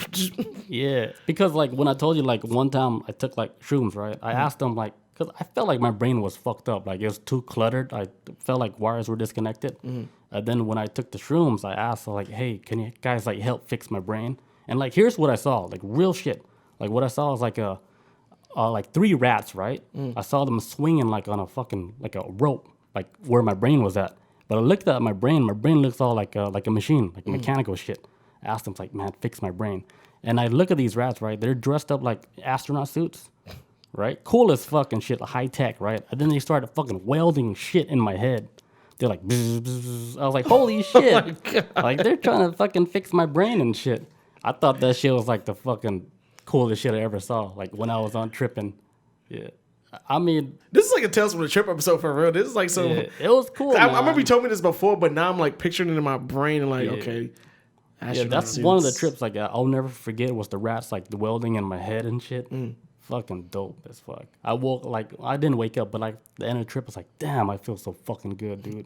I felt feel like so, a brand new man. I felt like I did a super hard reboot, like a computer, like everything. No stress, no nothing. I was fucking factory reset. Yeah, I was clean, dude, like a fucking Bentley, like just off the line and shit. That's how I felt, dude. I was gonna fucking like they just put me back together. Yeah, it was so cool. After like every trip, I would try to come up with something like, okay, how can I change the world now? It's always like that. Yeah, you know, because it's like, hey, because after every trip, there is always like, hey, what can you do like more today, where you can help other people, like not just you. Yeah. That's all. I think that's what it's all about. Oh, go ahead. Man, I'm gonna come out there and take a journey with you sometime. That's yeah, you should, man. Yes. I'll be happy for you to come down here. I'll guide you the proper way. We got you. I'll do it like correctly, like the way the people that's been doing the studies in the university for like over 20 years. I'm doing the same way they're doing it, which is not like my shit, but I'm doing it the way like. They picked all the perfect songs for it, and I believe that shit because I went through the shit like 30 times. Like Billy, he like does the music shit like to the point. I listen to just whatever I want to listen to if I feel like it's on. And I'm like, this is cool. And I be just like Danny Elfman, like from Batman 1989. Yeah. I'm like, oh shit, here we go, jumping the Batmobile. Like, why should we? But it's not relaxing though. It's just more like I'm getting anxiety, like, oh, I'm about to go fight crime, and next time I'm flying off a cliff, and then like driving on the Batmobile on the water. Man, I don't even wish shit. The way I do it, it's like it ease you in to the journey. Yeah. Like it starts off like you're in a lobby. Like how I do it, like if you close your eyes, it feels like you're in a lobby, and everything is all like geometric. You're in a geometric lobby and shit. Yeah. And then you can kind of sense like there's other people in the room and shit. You're like, oh man, I'm here with other people, you know. And then like after like the next song switches up and shit, that's when you get into like the ceremonial stage. It's like you feel like you're a part of like a tribe. And then they started banging drums, and you could just hear like it feels like they're your people. So I always describe them as like my ancestors. Okay. I was like, holy shit, like this is my ancestors are doing shit like this.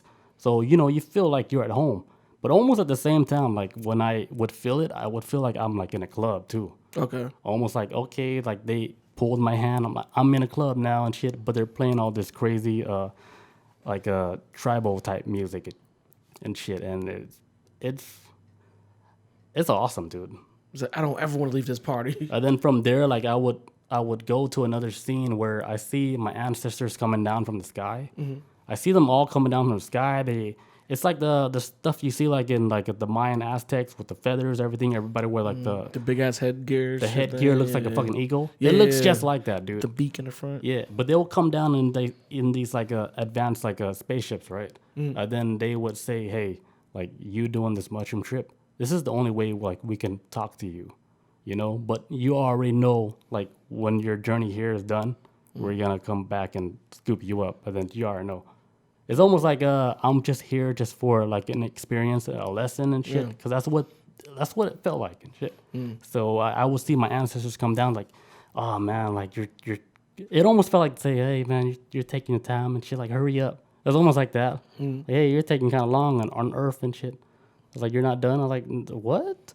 Man, but don't rush me. Don't rush. But greatness. they're like with the mushroom trip. It's almost like a Skype call, but like a super private Skype call. It's like that. And it's just like, hey man, you good? You done, man?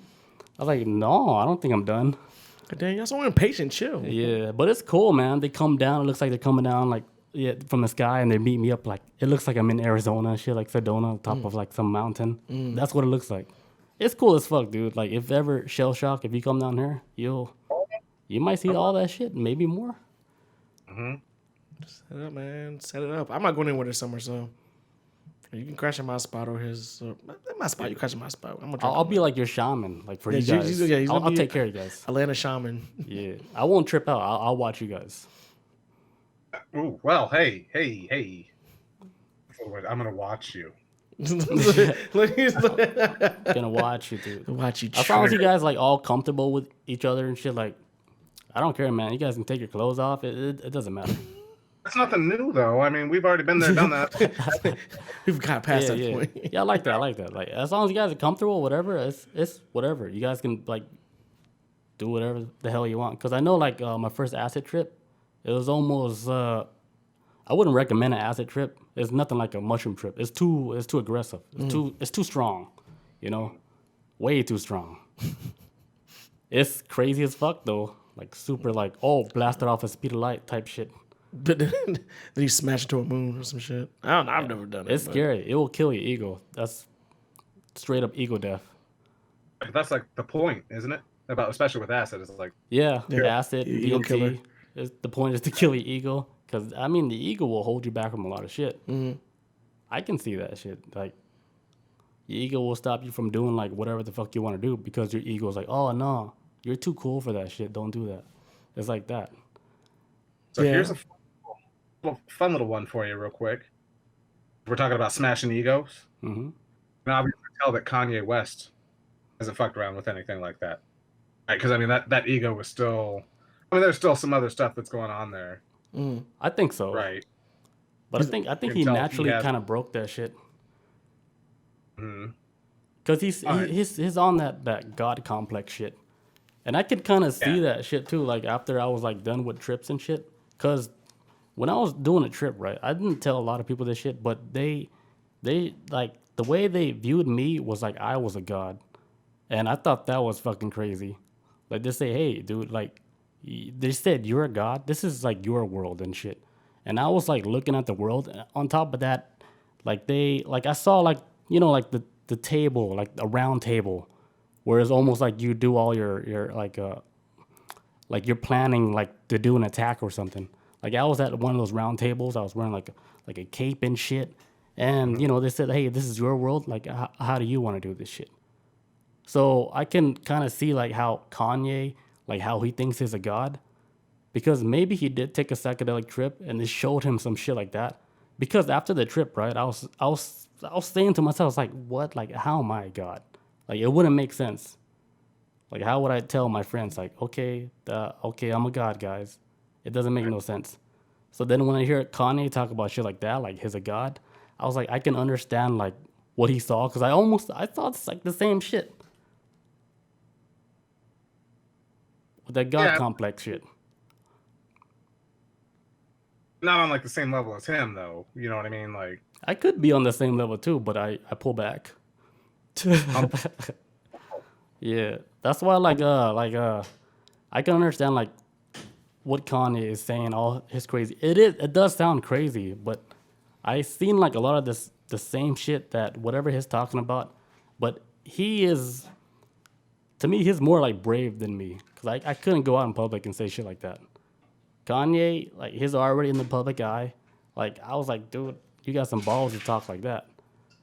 So like I think he's been in the public eye since we were like teenagers, though. So I mean, that's a story, But I think like when he was like younger, like the Kanye that everybody likes is like the Kanye that's not even the real Kanye. Man, get the fuck out of here. No, I disagree with that. That's the real Kanye. No, that's not that's the manufactured Kanye. That is the Kanye that's the Kanye with the publicist that makes him normal. That's the Kanye that made me open up my eyes to college was a scam. I was like, oh, this dude's on some shit. College is a scam. Yeah, that's so old Kanye. That's old Kanye. For you, real quick, to kind of bring it back to small news. It's like it's related to Kanye and all that. Is they said that Kim K is a billionaire now. Yeah, I heard about that. Right, and so I was thinking about that. What was funny was like, and like I got to show you the shirt I'm wearing too, but. Even yesterday, I was thinking about it. I'm like, man, like I really hate like what that show, the Kardashians and everything, has done to our country. Like not, like the world. Like we were talking about, like people's minds getting warped by the internet and shit like that. And you have like the Kardashians. It's like literally, if Ray J had not made that sex tape, oh my God, he should just he is the catalyst. all Ray J's fault, man. Like, all that's it. All the blame. But yeah, now she's a billionaire too. Yeah, she's richer than fucking Ray J. He started it. Men's lives matter.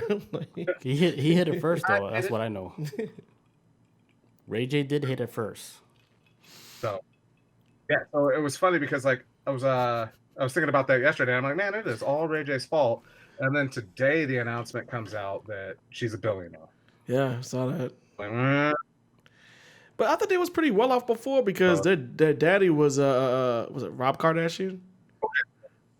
Yeah, he was OJ's lawyer. Yeah, OJ's lawyer. Yeah, but it wasn't the same money though. It was like once that sex tape came out, now they've got all these different contracts, this and that, and they had the show and blah blah blah.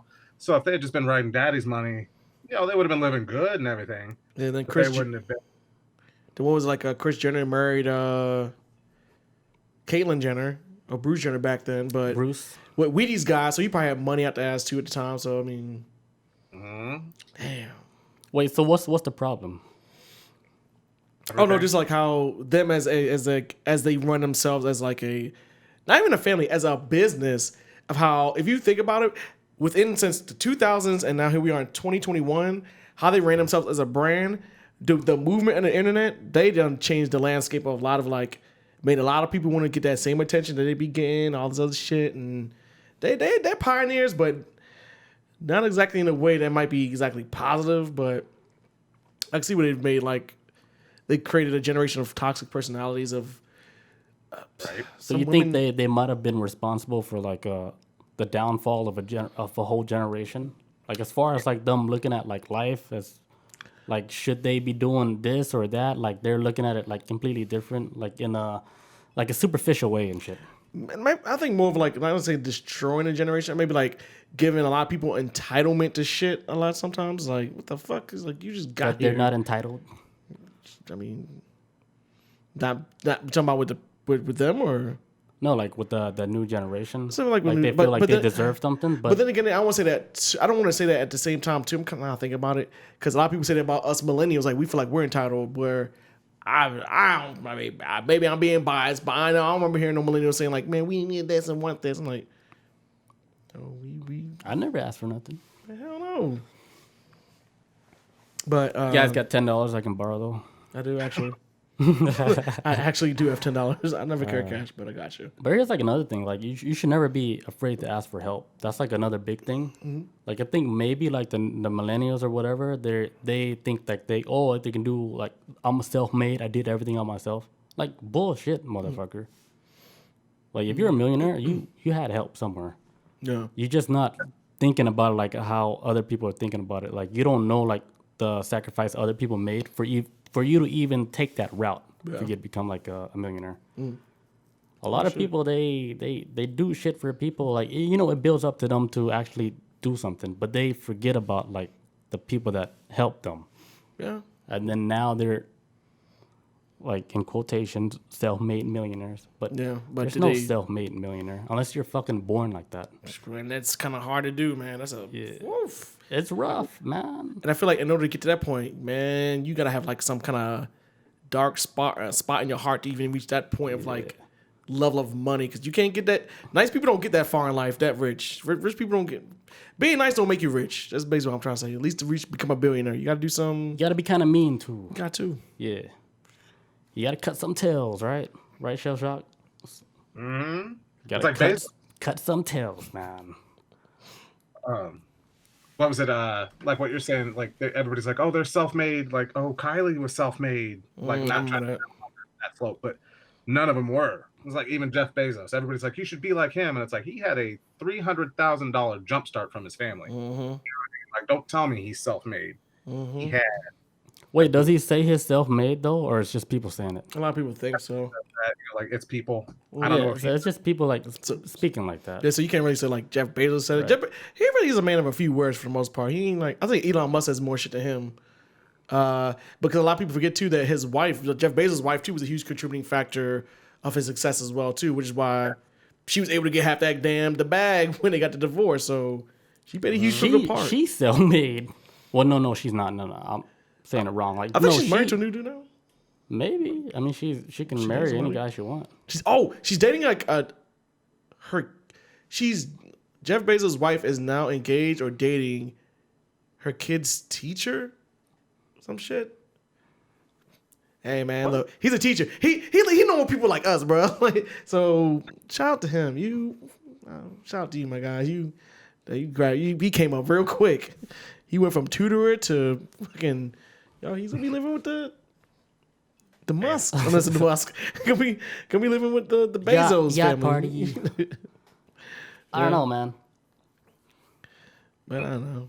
I would like it like better like cause like to me like if I were to hit the lotto, I wouldn't feel like I deserved it, like I didn't work for it. Like, I wouldn't feel like okay, like I really did this shit. Like to me, like I would enjoy it more like if I started the shit from the bottom. Or not just the bottom, or like I did it like with the team or with the crew. Like I made this shit happen. Instead of just like, hey, I guess like lucky numbers and then you're a millionaire.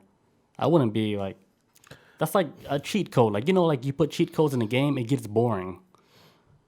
I don't know, man. I had a lot of fun in San Andreas using some cheat codes, but that's neither here nor there. But it was cool. But like in real life, like I rather earn it myself. Like that's just me though. I rather earn it. I feel where you're coming from, but I think it's like, at my age, at 35, if I would hit the lotto, I'd be like, you know what? I earned this shit because how was I able to afford this damn lottery ticket? I was fucking working. I drove here. Like it wasn't like I was just born into this. Like yeah. I see exactly where you're coming from. Yeah, for me, it wouldn't feel good. It feel good. For me, I don't feel good. I'm like I don't really feel like I deserve this. But would you take it? Of course, I'll take it. There we go. Yeah. There we go. But it'll make me feel guilty, and it'll make like I have to do something like tenfold like greater to make it like worthy. Like I actually deserved it. See where you come from, but you be like, damn, I feel so bad. It's like that for anything. Jeeves, can you give me another screwdriver as you float in your pool? Damn, I feel so bad about this shit. I rather like work for that shit. I mean, nothing wrong with hard work. I mean, I agree with you. I see what you're saying, but if I would hit the lotto, I'd be like, man, it's not like I haven't been working my entire life. Like, man. Yeah, I get it. Of course, I'll take it. If I was 18, I'll still feel like, man, I'm like an imposter and shit. Like, now if you was like, what is it like to buy lotto tickets? Like 18, 21 or some shit, whatever the fuck it is. Whatever it is, if I was at a younger age, say like 18, 21 or whatever, and I won a lotto ticket and won the, I don't know, fucking Powerball, then I'd be like, okay, I just earned this shit off of luck and I didn't really work for it because I was brand new to the workforce, but man, I put my time in working, man. I still got a lot more to go, so. Yeah, I'd rather like work for it so I can understand like the money world and shit. Because, a lot of people, like they win the lottery, right? They really don't know what to do with all that money, so they fucking blow it. And then next thing you know, they're back to broke again. Because they never knew like the feeling it is how to become rich. Yeah. They just, out of nowhere, they became rich. But they didn't get that journey to like the steps they take to become rich. So they end up blowing all that money. Like real rich people, like the one that didn't get that shit automatically, they know the steps that they took like to become rich. Bro. So if they were to become broke the next day, dude, I guarantee you in less than a year, they'll become a millionaire again because they know how to become rich. But that's the big difference. But a lot of them got like financial advisors too to keep their ass in check. So yeah, because they already went through that journey. They understand how money works. That's why there's the experience and the people that just become rich like overnight and the people that become rich like over years is a big difference. The ones that has the experience, they're the one that can keep becoming rich. It doesn't matter what happens to them. They know how to create wealth. The people that just get that wealth, they don't know what to do. They can become broke and then they stay broke again. I can see that from that perspective. No, that's how it is. I mean, it's because then you got people who came from money, who they came from money and they grew up around money, but don't know how to fucking handle money at all. Like they fail businesses, shit like that. Like that's what I'm saying. It's like my thing is like, people who may come from a life of before a life of financial privilege, they have a tendency to may blow their money away on some stupid shit too. Somebody who may come from, like who may be born to a rich world may be smart enough to get like a financial, somebody to control their finances or give them good ideas of where to invest or whatnot. But then you get some rich people who will blow their shit away on who was born into a world of money. They'll blow that shit away in a heartbeat too. Just as much as like somebody who was poor. They'll blow the money away, but could they make that money back? That's what I'm saying. I mean, I'm sure in some way. I mean, they got some kind of backup. Of course, there's some way, but like just saying, like, okay, if I gave you like $100 million, you blow that shit. Do you know how to make $100 million back today? No. Like that's what I'm saying. Oh, we supposed to say Shellshock? Oh, I said, yeah, I know. I know. Make $100 million real quick. I know. I'm listening. Yeah, I'm just saying, like, the experience that got you rich can still keep you rich. It doesn't matter for sure what happens. That's why, like, the people that they're born with a silver spoon in their mouth, they're born millionaires. If they blow all that, their parents all died, whatever, can they fucking pick up the pieces and become rich again? Well, man, at least try to maintain that lifestyle, I guess. It's going to be very difficult. That's why, to me, I'd rather go through the fucking journey. I want to know how it is. I want to know every fucking, what I'm supposed to do to become rich. Like, everything like it takes to become like a pure rich person. Not a person that just gained it, like, from, like... Gambling? Yeah, I guess. That's what lotto is. Lotto's gambling. Lotto's gambling, whatever. Same exact thing, so, I mean... Yeah, I'd rather learn how to do that the proper way. That's me. That's why I'm not dead yet, because they're like, hey, this guy, he really wants to play the game. It's like, yeah, I don't want the easy way out. But I mean, I'm not gonna lie, I did gamble a lot. It was fun though, but I know like for sure that is not the route. And me, I'm frivolous. I don't spend money on game. I don't do that shit like that. That's just not me. Cause I'm like, I don't know. I'm a penny pincher. Even when I'm like mad good on money, I'm like, these Lay's potato chips look good, but these Utz are cheaper. I'm grabbing Utz, like same flavor. Like I'm a person who I live okay with what I have in my life, but I think like a rich person because rich people don't like. I think low key like a lot of rich people be penny pinching a lot. They'll spend big money sometimes, but they always either want about returns from getting investments and all that stuff. Like I've been thinking carefully financially sometimes, man. I'll be balling out that's like that. true. What? Rich people, they do penny pinch. Yeah, they don't like. That's how they get where they're at. And want tax cuts. Yeah, it's like sacrificing some shit, like shit that they don't even need and stuff. You know. That's how they become rich. Unless you're Nicolas Cage that buys a fucking private island. Right. Pigblue says that's why you teach your kids too. Yeah. Like it's important to teach your kids too. Like if you got kids, like Shellshock, you got kids, right? I got one. Yeah. No, two. Me. Oh, Hi, Dad. how does this work? How what is dare this like? you? Hi, Dad, in How dare Texas. You left him. But yeah, like I think like that's our like responsibility. Like if you got kids, like teach them shit like the proper way. You know, not the shortcut. Teach them how to do that shit correctly, so they understand how it works in the first place, not the shortcut. Because you can easily shut something off, and then that shortcut's not there no more. All right, and I see we. All right, so I'm playing devil advocate with this. Devil advocate, right? This right. Okay, so you show your child the right way of doing things, but the child sees you struggling, try to do the right thing. So now, is that the problem of the parent not teaching them, or is it the problem with the system not being able to uphold this man who is doing the right thing to be able to provide what the family needs? You know what I'm saying? Well, first, Makes sense? You got to figure out what the problem is. Like James from Good Times, like they were still poor, but he get was it. busting his ass. I get it, but you got to tell me what the problem is and what the hell that parent is doing. Like, if he's teaching the problem the wrong way. Like, what is the problem first? There's no problem. He's just living within the means of the system and trying to bust his ass to rise up and be successful. So what would working. be like the right way to raise anybody then? I'm talking about I'm thinking from a financial standpoint. Like you want your kids to eventually to learn from you to become financially stable. But if you see your parents just working these jobs and they're stuck in this, they're just stuck in this 9 to 5 fucking grind. How's it? See, if that's like the case, like with me, like they're seeing me doing like the 9 to 5 grind, I couldn't tell them nothing, right? Because you can't get like no good answer from somebody that's not even successful. Like if you look at yourself like unsuccessful, right? You can't tell your kid shit, right? But I mean, I don't know. Like it's almost like you and your kids are learning at the same time.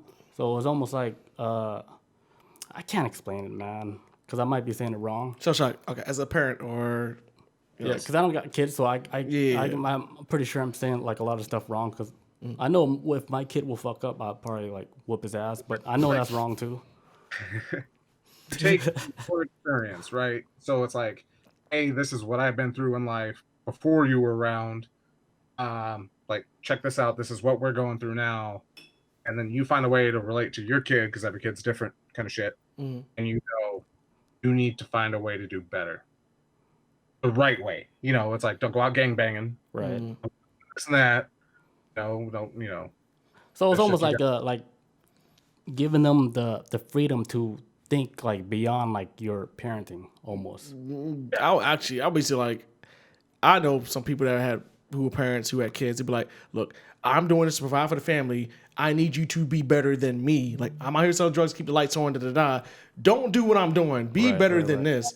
And Always. some people grow past that, and then some people kind of just fall in that same rut too. So, learn from me. Learn from me. Like, let this be a teaching lesson. Right.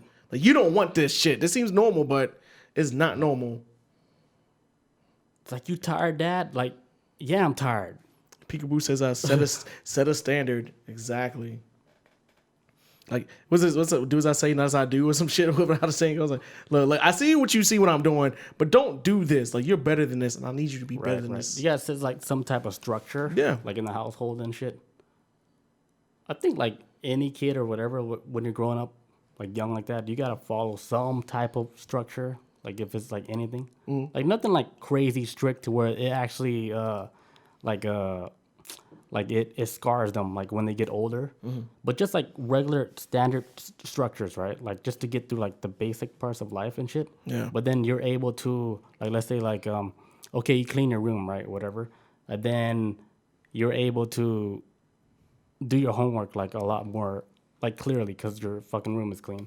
'Cause, I mean, that's how I work. Like this is how if I clean like this whole office space and shit, I actually would make the next t-shirt that I was talking about.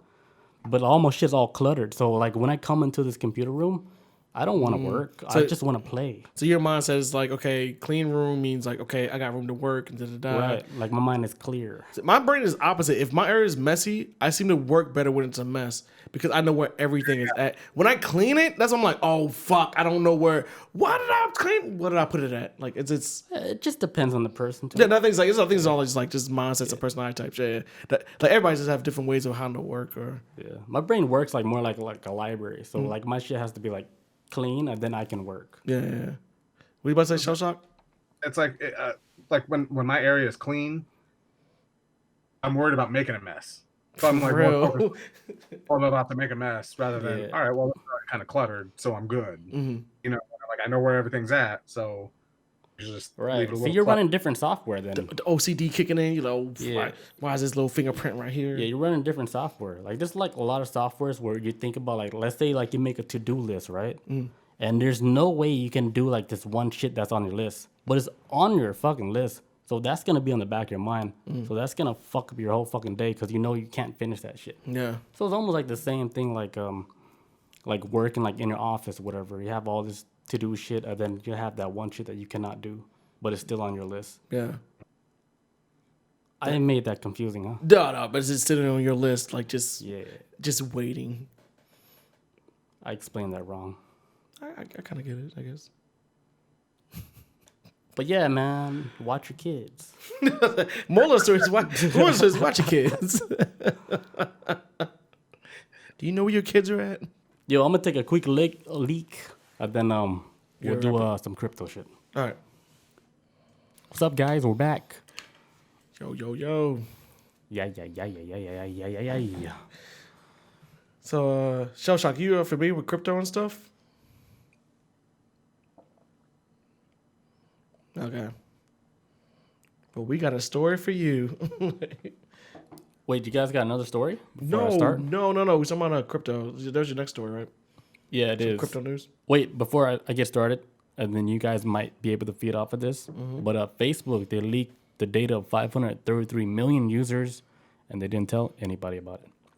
You guys heard about that? This happened recently, where a lot of the data for Facebook users were all leaked, like the address, phone numbers. I think their chat were leaked and shit, but it was all being sold like on the black market. Hell no. This is new to me. I didn't hear about this. Shellshock? Damn. And here we are sharing memes and shit on this this fucking dumpster fire. Yeah, I mean, what do you guys think about all that security shit? Like, so I can refill this. What'd you say, Shellshock? Yeah, apparently. Goddamn. But who sent news on like Facebook? That's like Thanks, Patriot Act.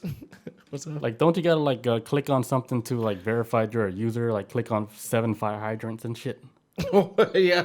Is Facebook still strict like that, or was it ever that strict?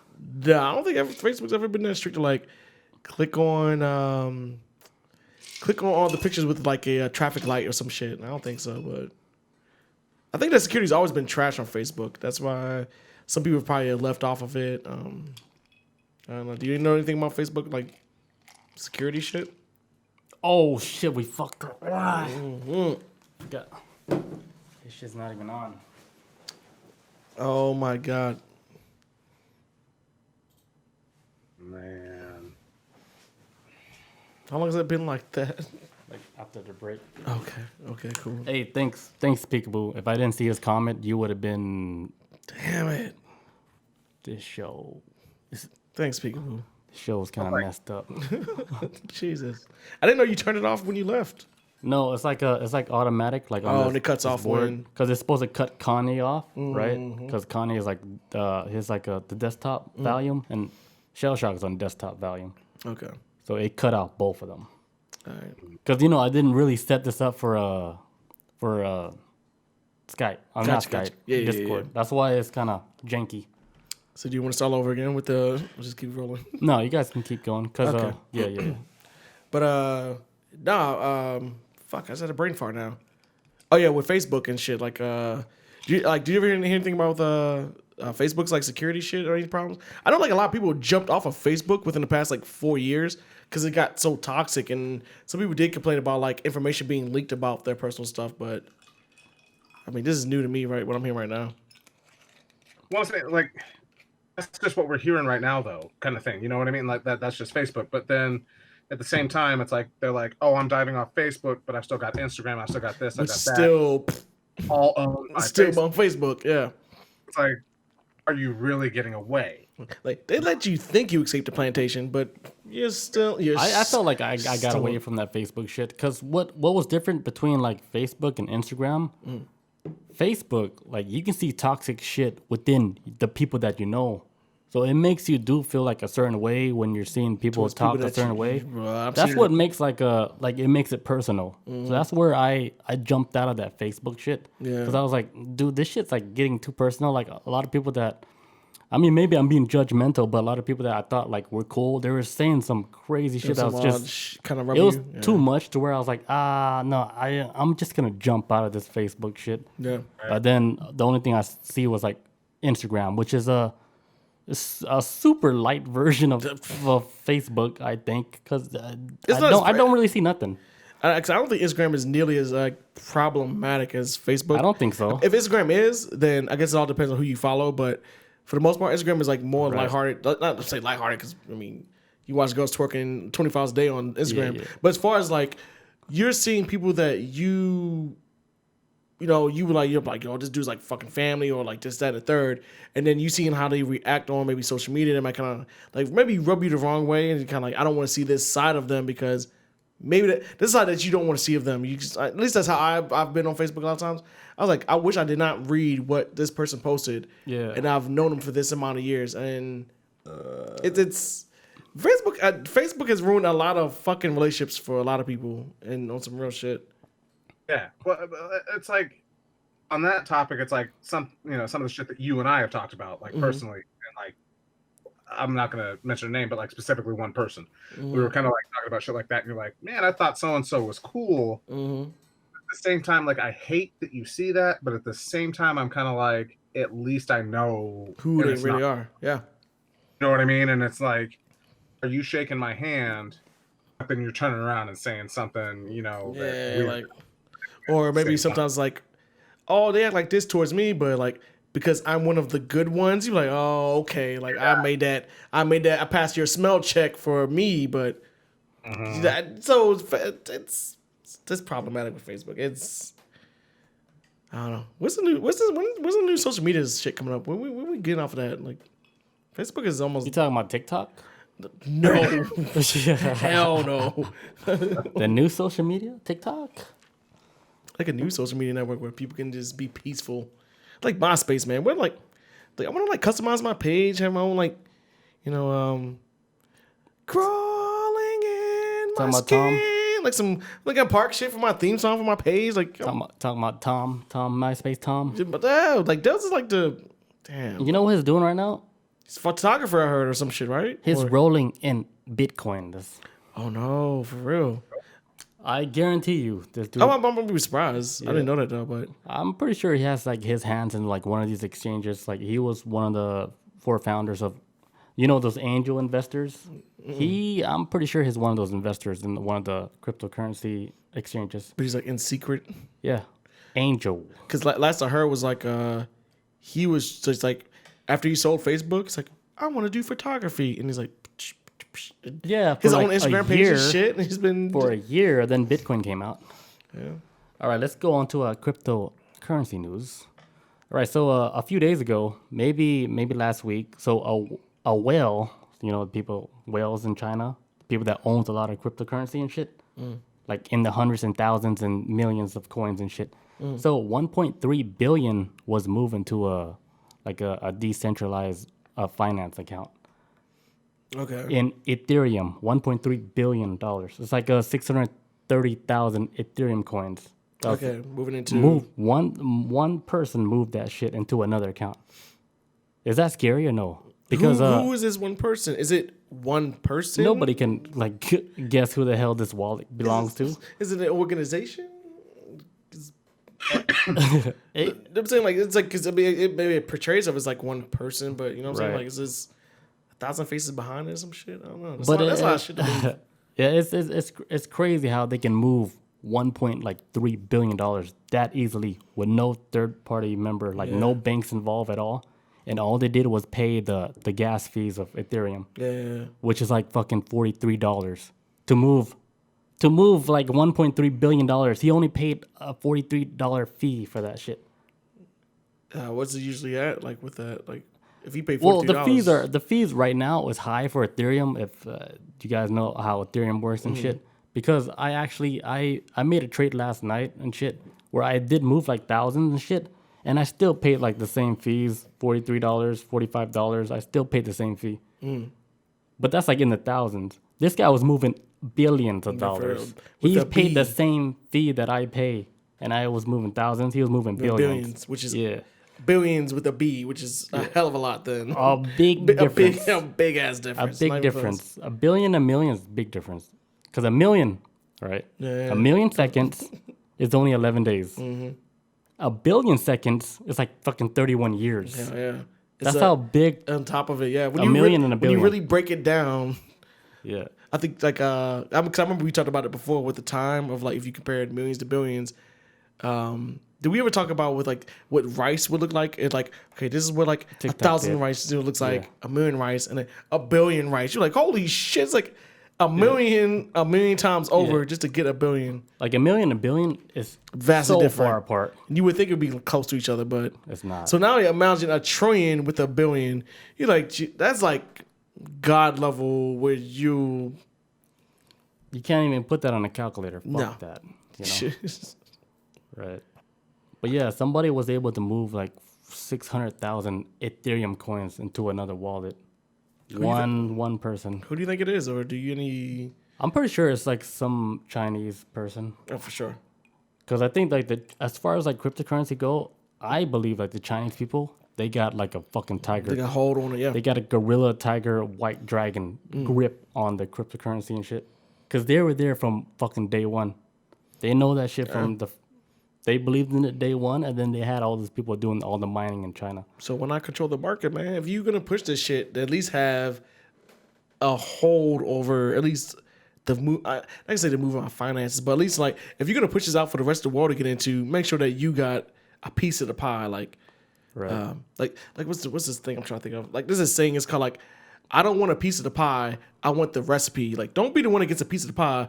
You want to be the one that's like, yo, I'm the guy who made the pie. Like, y'all getting a slice of what I created or type shit. That's sense, why you see all these like branches of different coins coming out of nowhere. Like they can make up anything because like you can pretty much branch anything off the Ethereum blockchain and shit. Because Ethereum blockchain, like it's created for that, for other businesses to work on top of it. That's why Ethereum is so it's number 2, like the top coin right now. Bounce back. Because they have like so many like functions to where other companies can get in and then make their own coins and shit. Off of the Ethereum blockchain. Hey, Shellshock, do you have any investments in any like any kind of crypto shit or anything or? No, and I wanted to, and I was watching some documentaries the other night, and I was like kicking myself, and I'm like, man, if you had just done this.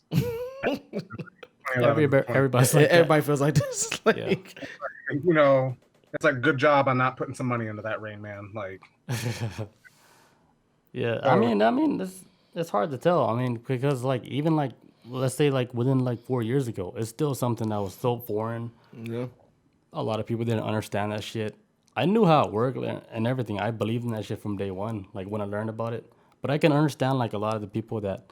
Looked at it and be like, no, that might be like a fad, you know, it might be like something that's, you know, it's not going to hold up later. But then like fast forward to 2021, and then when you see big companies like Tesla putting like billions of dollars in like Bitcoin, PayPal is putting a whole bunch of money in Bitcoin because right now, like PayPal, you can actually, there's a function where you can use Bitcoins to complete your purchase. Yeah.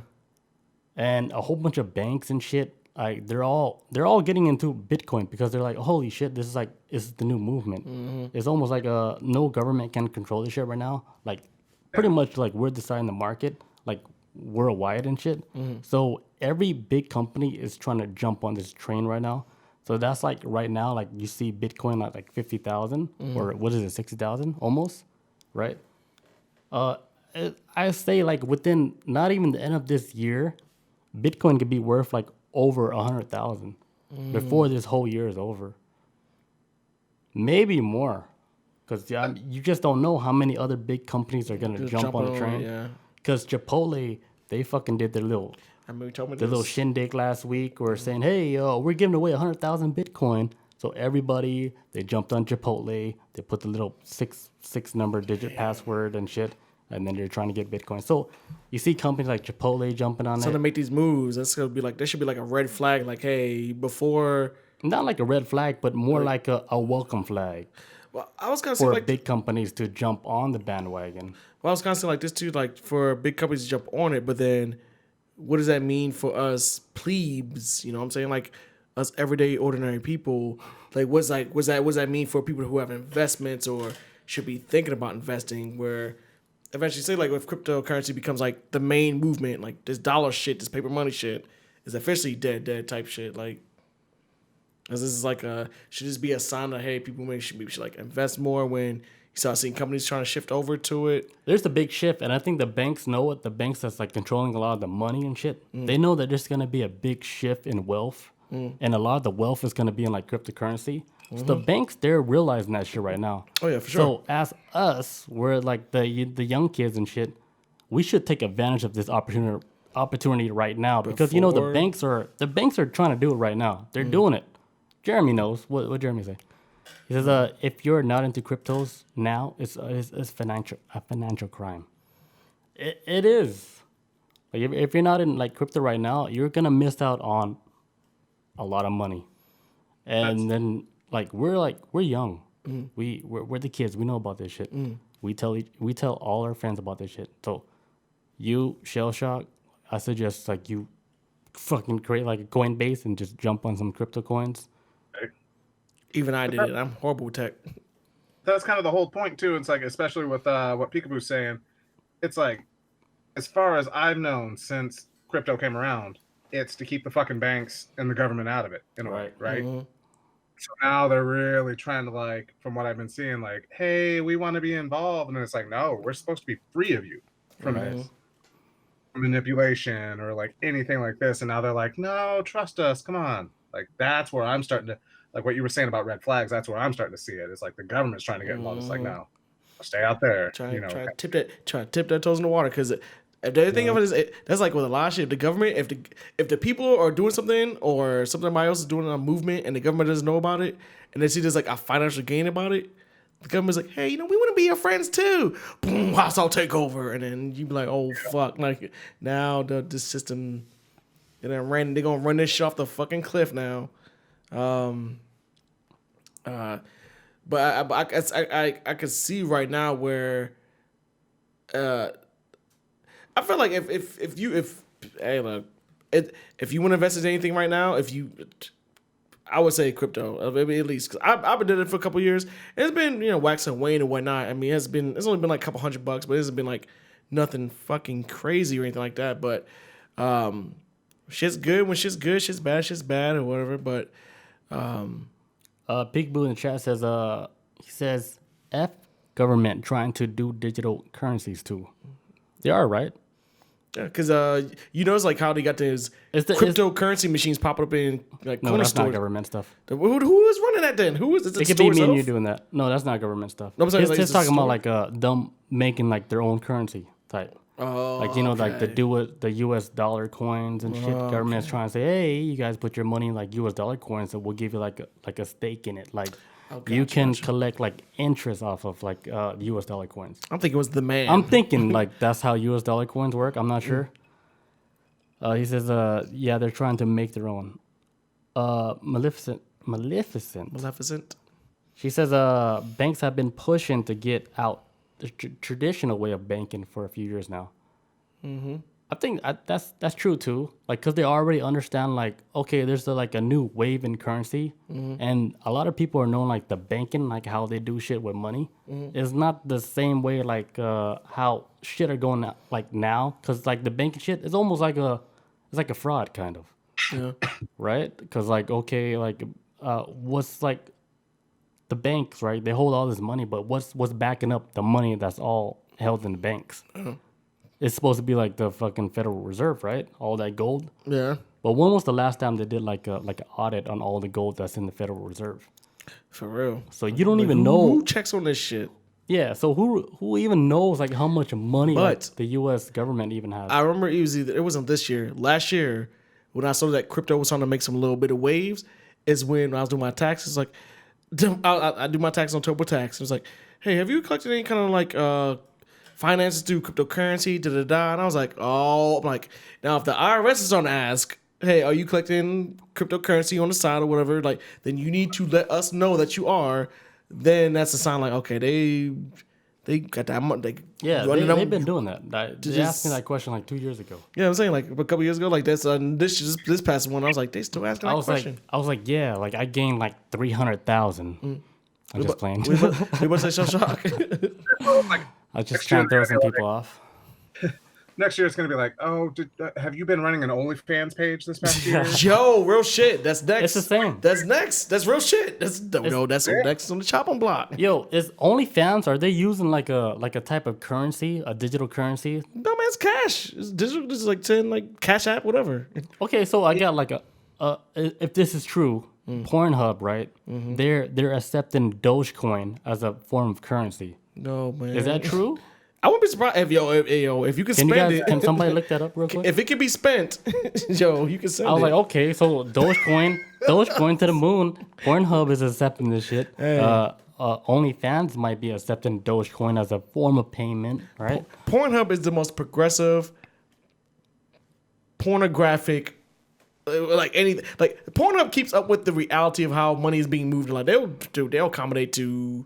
Like, I remember back when last year, during the pandemic, Pornhub was like, you know what? Free premium porn for like the next 3 months. Like, everybody's hurting for jobs. What the hell is premium porn anyway? I don't know, maybe extra like deleted scenes. I don't know. But it was like, Pornhub moves follow like, porn like that. Pornhub is like, it's, I respect Pornhub's like, you know, how they move because they pay attention to people. What's up? Yeah, you see, Jeremy, he makes a point. He says the banks will get in regardless of like the money and shit because they've been doing that like with XRP. XRP is like one of those bank coins and shit because it's not decent. It's like a centralized coin. Like the banks can control that shit. That's why XRP might be like a coin that we would actually use like in society because the banks they're getting a hold of that shit. Yeah. Jeremy knows about that shit. Yeah. Jeremy, what's going on with XRP? Shellshock, what are you saying? They already banned that shit from Coinbase, though. Lipson already hit it. It's Pornhub accepts it. Ooh. So they Dogecoin. Yeah, they'll take anything. They'll take anything. Pornhub is like, they got the whole society like, how are people spending money under the microscope? And they're like, because I found this out a couple years ago. Pornhub is actually making a lot of fucking porn stars go broke.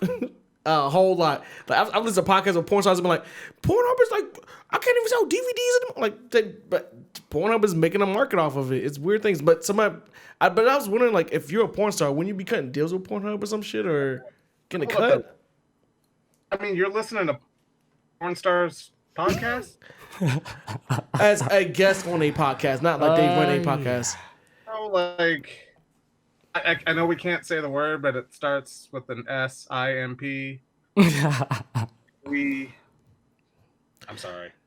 I was gonna just let this shit run just quiet till somebody says something. But I see you going. No, I mean, I'm a fan of the art. I mean, what would you even type? What would you even type in that? What? Well, no. For like, I don't know. Pornhub be like cryptocurrency podcast. No, but like for sure, Pornhub, they're accepting Dogecoin. They take anything, dude. They know the market. No, don't just say it like that. They don't take. Dude, ask anybody. Pornhub keeps an eye on how shit moves, and they do. Like, hey, guess what? Of course they do. So it was a big deal when they said that they accept Dogecoin. So that's what boosted up Dogecoin to like, I don't know, 5 cents and shit. I don't doubt it. Everybody on it. Pornhub comment section comedy. XRP, Doge, BNB, US dollar coins. Y'all don't read that pure comedy. That's why that's what porn's. Wait, Pornhub accept all that? They accept fucking Ripple coins? Dude, anything. The people, I'm telling y'all, like, dude, they. So what about OnlyFans? Do they accept like a different type of payment besides PayPal? Is it just PayPal? I mean, what they do? I mean, I don't know how. I've never been on OnlyFans, but I know OnlyFans is like, yo, cash at me. So you've been on OnlyFans? They at least no. It's just if you know somebody who's on OnlyFans and you know their page, You told on yourself. the first thing is like, no, I'm not supporting that shit. This is Brought that up stupid to last me. week. Was that Remember? what? It was like, I think, what was your name? Chocolate Hot Dog Water 666? Oh yeah. Gotta back up from that, man. Was it hot dog water? My mom caught that page. had to get off that. Chat says, I think OnlyFans accept like PayPal and stuff like that. Yeah, they don't do pay. They do. Oh, it's a PayPal or. Jeremy says, Terry knows about PayPal. I mean OnlyFans. So everybody throwing each other under the bus. What's going on here? Yo, what's up with the vending machines with the panties and shit? That's real, right? What? Yeah, Japan. Like Japan, they got like vending machines. That was with about crypto. But let's hear this. I want to hear this though. Didn't know you. Yeah, Japan, right? Like they have vending machines where you can buy used female panties. Ain't nobody locked up for this shit, or Oh, it's a culture thing. Like it's normal. you've heard of this too? yeah. The hell? Look, see, he looks normal. And y'all laughing at me for like, you poonhead, but y'all know about this panty What shit. the hell is a poonhead? Pornhub. Oh, Pornhub. Y'all laughing at me for Pornhub, but y'all know about some panty vending like Yo, that's vending normal. machines. We learned that on How's Travel that Channel. normal? That's No. Travel Channel shit. How'd you know? Was it Travel Channel? Shellshock? What It's was it? Travel Channel Don't- uncensored on YouTube. Don't look at him. Don't make eye contact. Don't look at me. Travel Channel, Where, right? where did you learn this from? Shellshock, Travel Channel. I heard it from Reddit, and it's been on there for years. And I'm like, that is kind of the weirdest shit. It's just like, you pop somebody's, fucking panties out of a vending machine and you move on. Yeah, And I'm like, yeah. How does one stumble like, across like this? 10 years now. See what's crazy? Like, okay, you don't know what's coming out of the vending machines, right? So I could wear that panty. Yeah. I could wear the panty, and then I would eat like whatever food that gives me gas. What would you do, Shellshock, if you got the panties? I want to hear this. Since this is new to me. I would run trains on that panty, right? I got Then sell that shit for premium price. Let's hear it, Shellshock. Let's go. I'm not good with that. I'm like, I'm not going to be the one buying them out of the machine. Fuck that. Fuck that. You listen to proxy? Yeah. Fuck that. You don't see who's wearing the panty. Yeah. That's how dirty the Japanese guys are, cause like they already know, like they're gambling. They know like it might be a dude, so that already excites their brain. Like, oh, this could be a dude.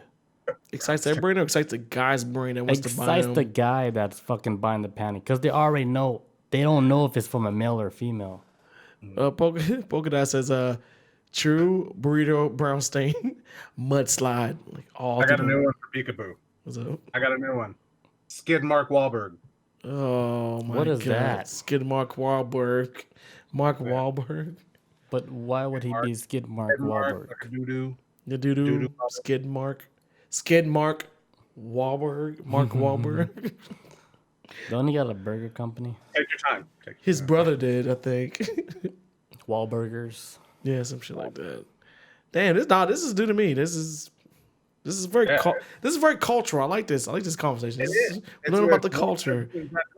So all right. So what I'm guessing is that are these girls like saying like I'm assuming that they buying these, like just giving the girls the money to send in used panties to the vending machine, or how they getting them? I think the girls that's like sending it to these companies, they already know. Oh, they're sending it. Okay. It's almost like you're just sending some shit to a company to sell. Goodwill. Right. This is for the needy. They gotta put like their age, their diet and shit, their weight. Man, I know America's got a lot of problems, but man, they need to put a microscope on in Japan. Like, I mean, it's a real shit. We got issues over here, but let's Like, look at Japan for a second. 180 pounds. She smells different from somebody that's like 110 pounds, right? So they got to put like their weight, like the color of the eyes. Waist size, I guess. I don't know. Was that Shellshock? Japan is a weird country. I'll tell you that right now. What's up? Oh, okay. So he's not wrong. And like everything that is happening in Japan is basically the US's fault. You got to think about that because like they were normal up until a couple bombs went off. And then shit got You think that changed everything? That's how anime started. Real shit. That's how anime started, I heard. I don't know if anybody knows that. After they dropped the bombs in Japan, anime started forming after like this Japanese anime started because of that, or manga started after that. Took 2 bombs. That's what I read. I don't know if that's true. You're talking about like the porn anime, or no, man, not hentai. I'm talking about just the manga in general. Like I thought that was before all that. No, man, it's post like nuclear like cities getting blown up in Japan, and then so then after like there's Japan got blown up. That's when manga came on. Manga. How you say it? Manga. What manga. Japanese anime? Manga like it came out. Like, is that true? Like after that's what I heard. After World War II, it rose from that. I don't know. You're a bigger history buff than me. You're a brighter guy.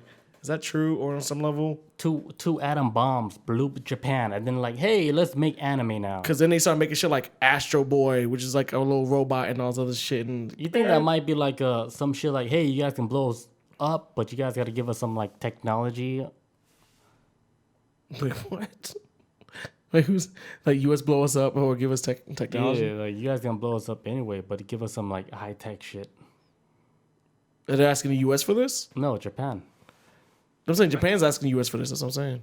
No, Japan is asking whoever's gonna blow them up. Yeah, Japan and the US is gonna be like, yeah, we'll give you some tech.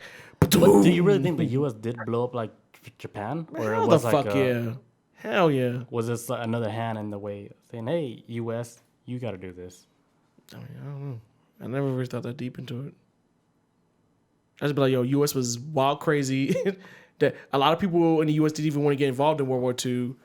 So then Pearl Harbor was set up and to get Americans to get involved in World War II. And then they Pearl Harbor what? fucking blew up Japan. What? What happened in Pearl Harbor? I think Pearl Harbor was their 9/11. That's me. Come at so me. You're saying the come at US, me, Twitch. I said it. You're saying the U.S. they planned like the Pearl Harbor. I think so because a lot of Americans didn't agree with going to World War II. And then when Pearl Harbor happened, America was like, let's fuck them up. Let's fuck them Germans up. And then we got involved. Shit. Like you, and then same thing with so you're saying same thing with the Middle East.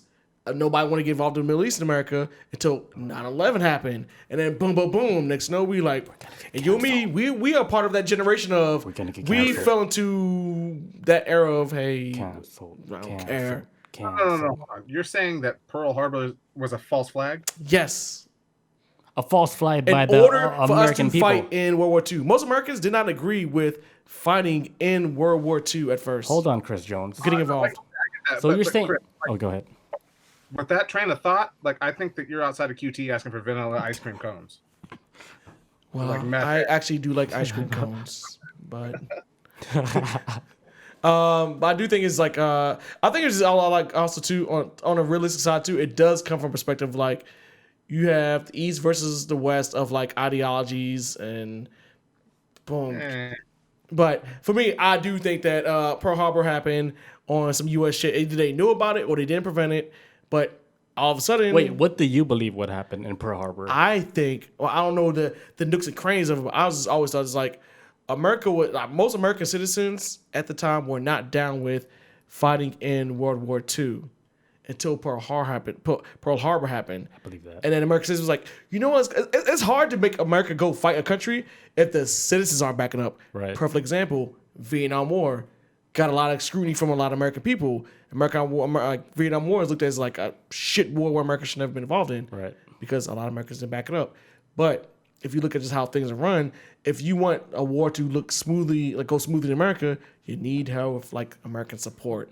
So in order to get America wants to get involved in a lot of shit, what's the best way to do it? You know, and the only reason why I say this too, because Operation Paperclip, when they try to blow up that fucking plane of college students. You're on a whole nother like ball game right now. They wanted to get the American trial, like the CIA or whoever wanted to blow up that plane with college students to get to go to war with Cuba, and the plane ain't go through. Like, man, this country is willing to do some shit to get people to back it up just to go do the war. It's hard to do a war when your people are not going to agree with it.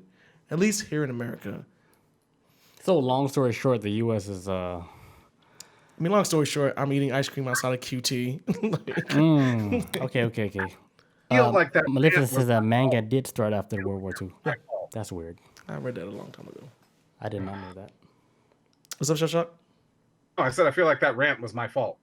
Like, I apologize, Billy. That was my fault. I just like wound up that poor soldier and just let him go. Like that was...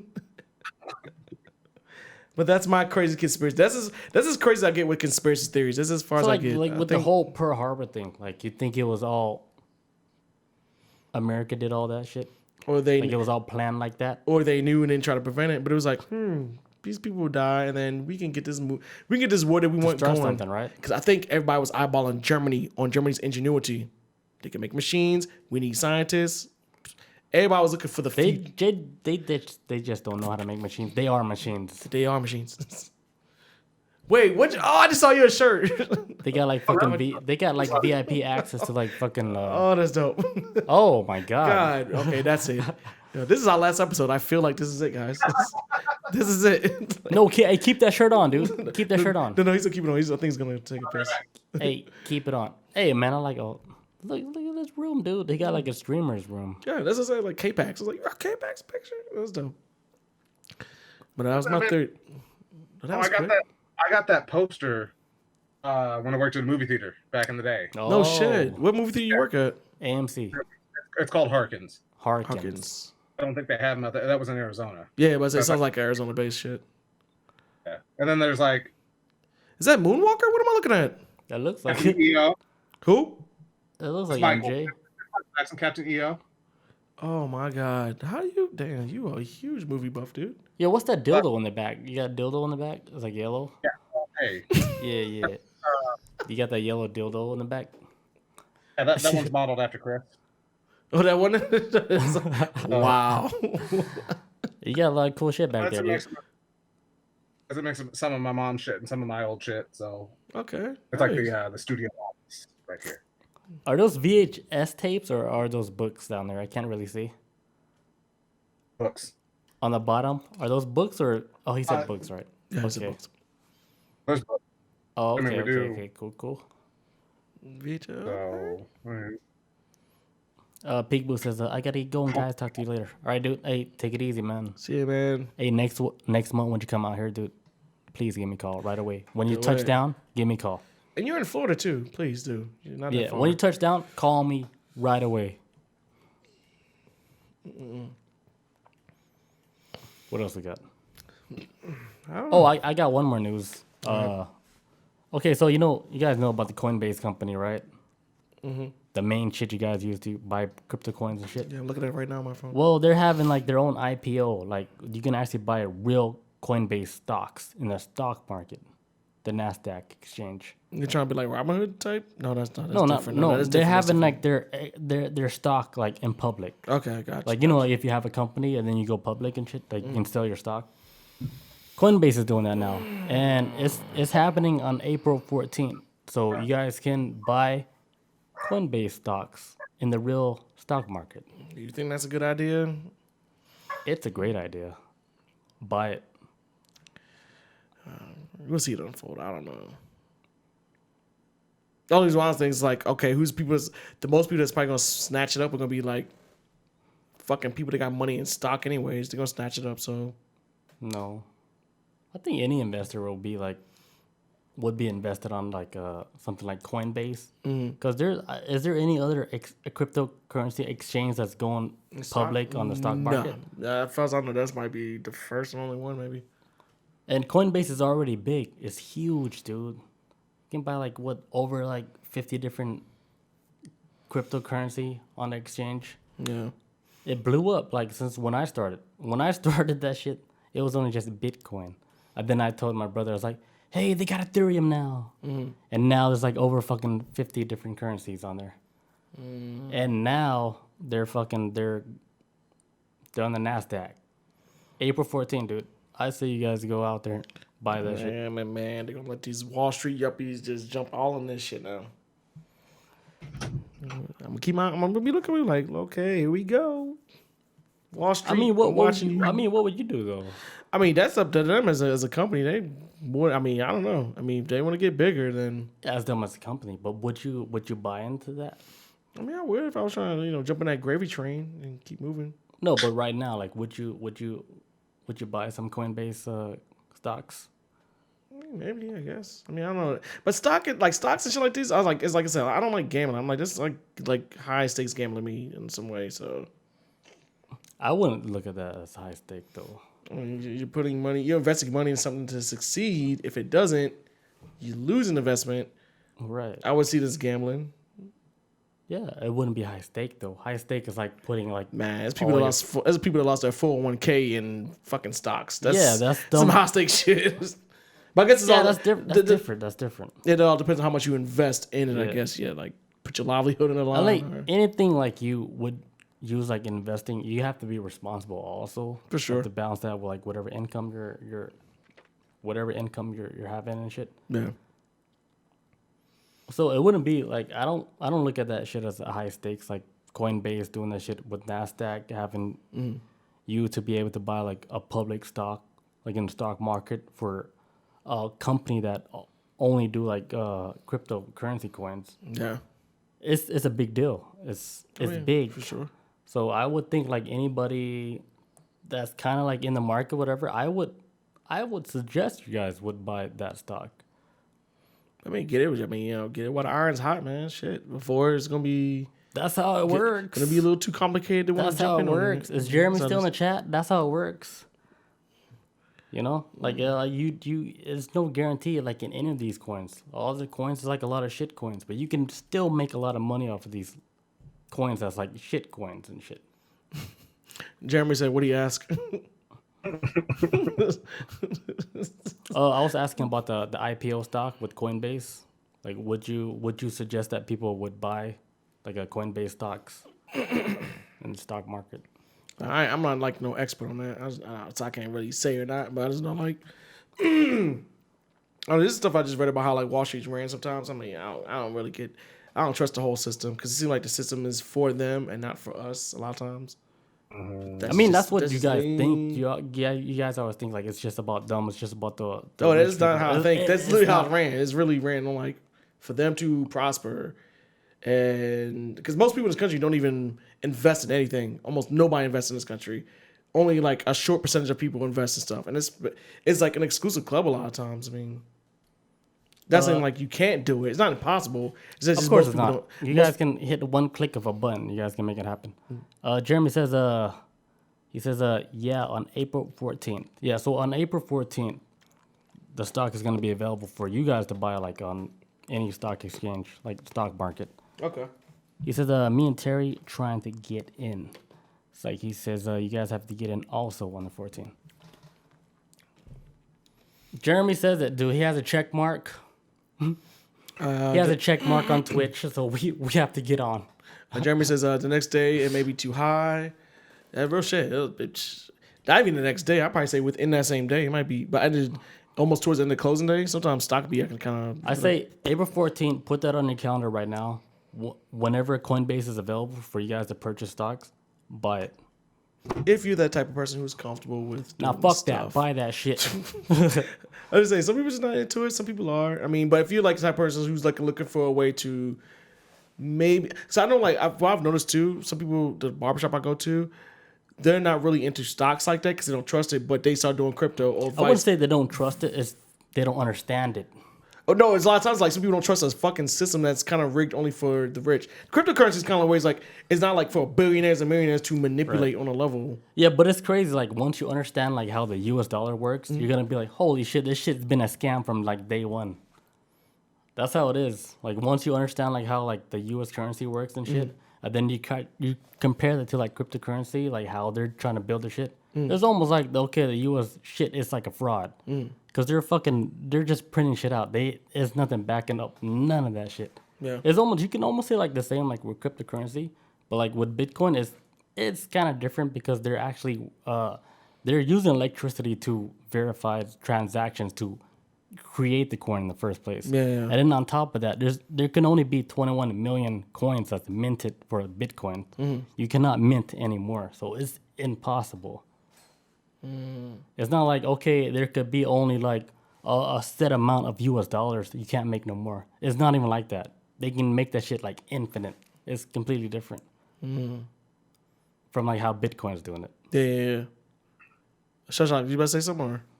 Kind of was. I was looking at what Jeremy said, where he said the stock exchange is 100% rigged. It's before I moved back out here, my last job, I was working at a private mint. I got to be real careful about what I say because this is like me dropping Air Force secrets. You know what I mean, in a way.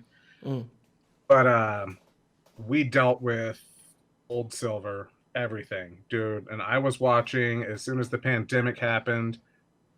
We went from small company to multi-million, like shit like that. And then finally there was this one dude, and I think he was from Texas. Won't say anything that he does. I don't know all the info, but he was just like, I'm not playing these fucking games. Because you remember there was the coin shortage, like all that shit. I remember that shit. Dude took all of his money out of everything. And I remember having to sit there and melt gold bar after gold bar after gold bar to make him gold bars because he took his money out of everything and put it all fucking in hand because he didn't trust it because he knew it was all manipulated. And he's like, you know what? I have all these multi-millions. I'm not playing this game. He's like, I'm not going out like that, basically. Yeah.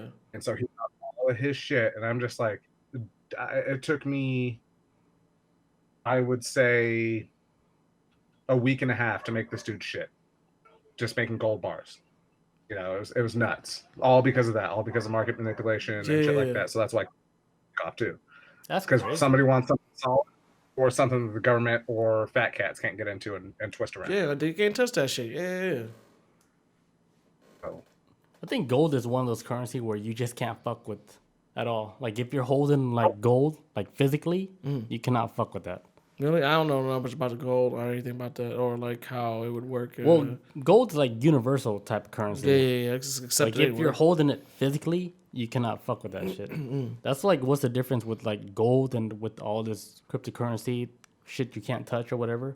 Gold is always going to be the number one currency in the universe because that's what aliens use. Like that's what I heard like from fucking Fox 5 UFOs news.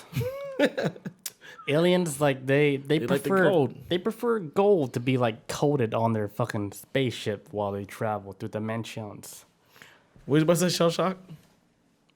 No, I was just laughing at what he said about Fox 5 gold, alien news with gold.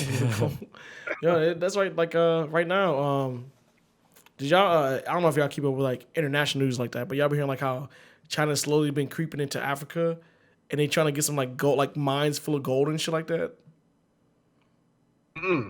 Yeah, this is like it's weird because like I was watching this video one time, and they were showing like some kind of like some Chinese representative who came over there. They cut a deal with like some country in Africa, and now they basically kind of like own this portion of Africa to where there's like a mine over there to where China can come in and mine, but make Africans work in these mines, and China's gonna make the profit off these mines.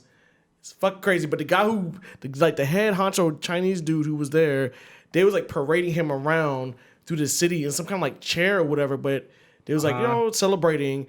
And a lot of Africans who live outside of that country who are from there, they was like, why y'all doing this? Because that's what we do for people who become kings or whatever takes like a position of leadership there.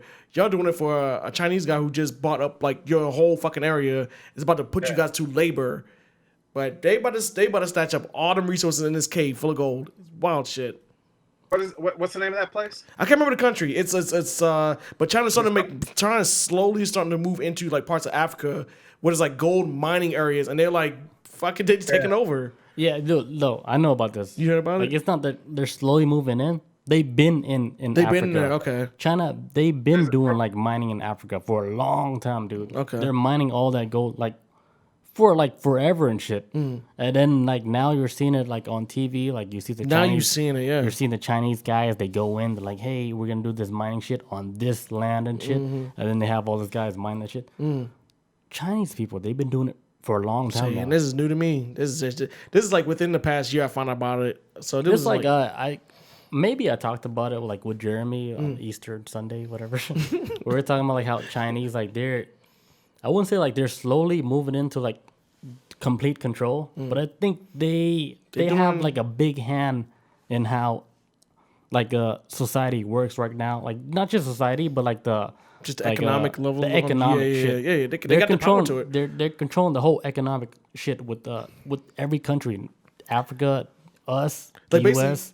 Basically happening in Africa right now is what's happening when I guess powerful. like when Britain took over and was running through that shit or going through Right. India and all that. Like this is now China's era of doing that shit. And like I remember hearing about this before. I was like, Africa ain't never gonna learn this lesson. Why y'all keep letting these motherfuckers come up in this shit and take y'all shit? Dude, Chinese, man, they're trying to control everything, dude. Yo, where's T'Challa? We need to. Where's T'Challa at? We're like, fuck Wakanda at? Like, y'all letting these people just walk in and this shit.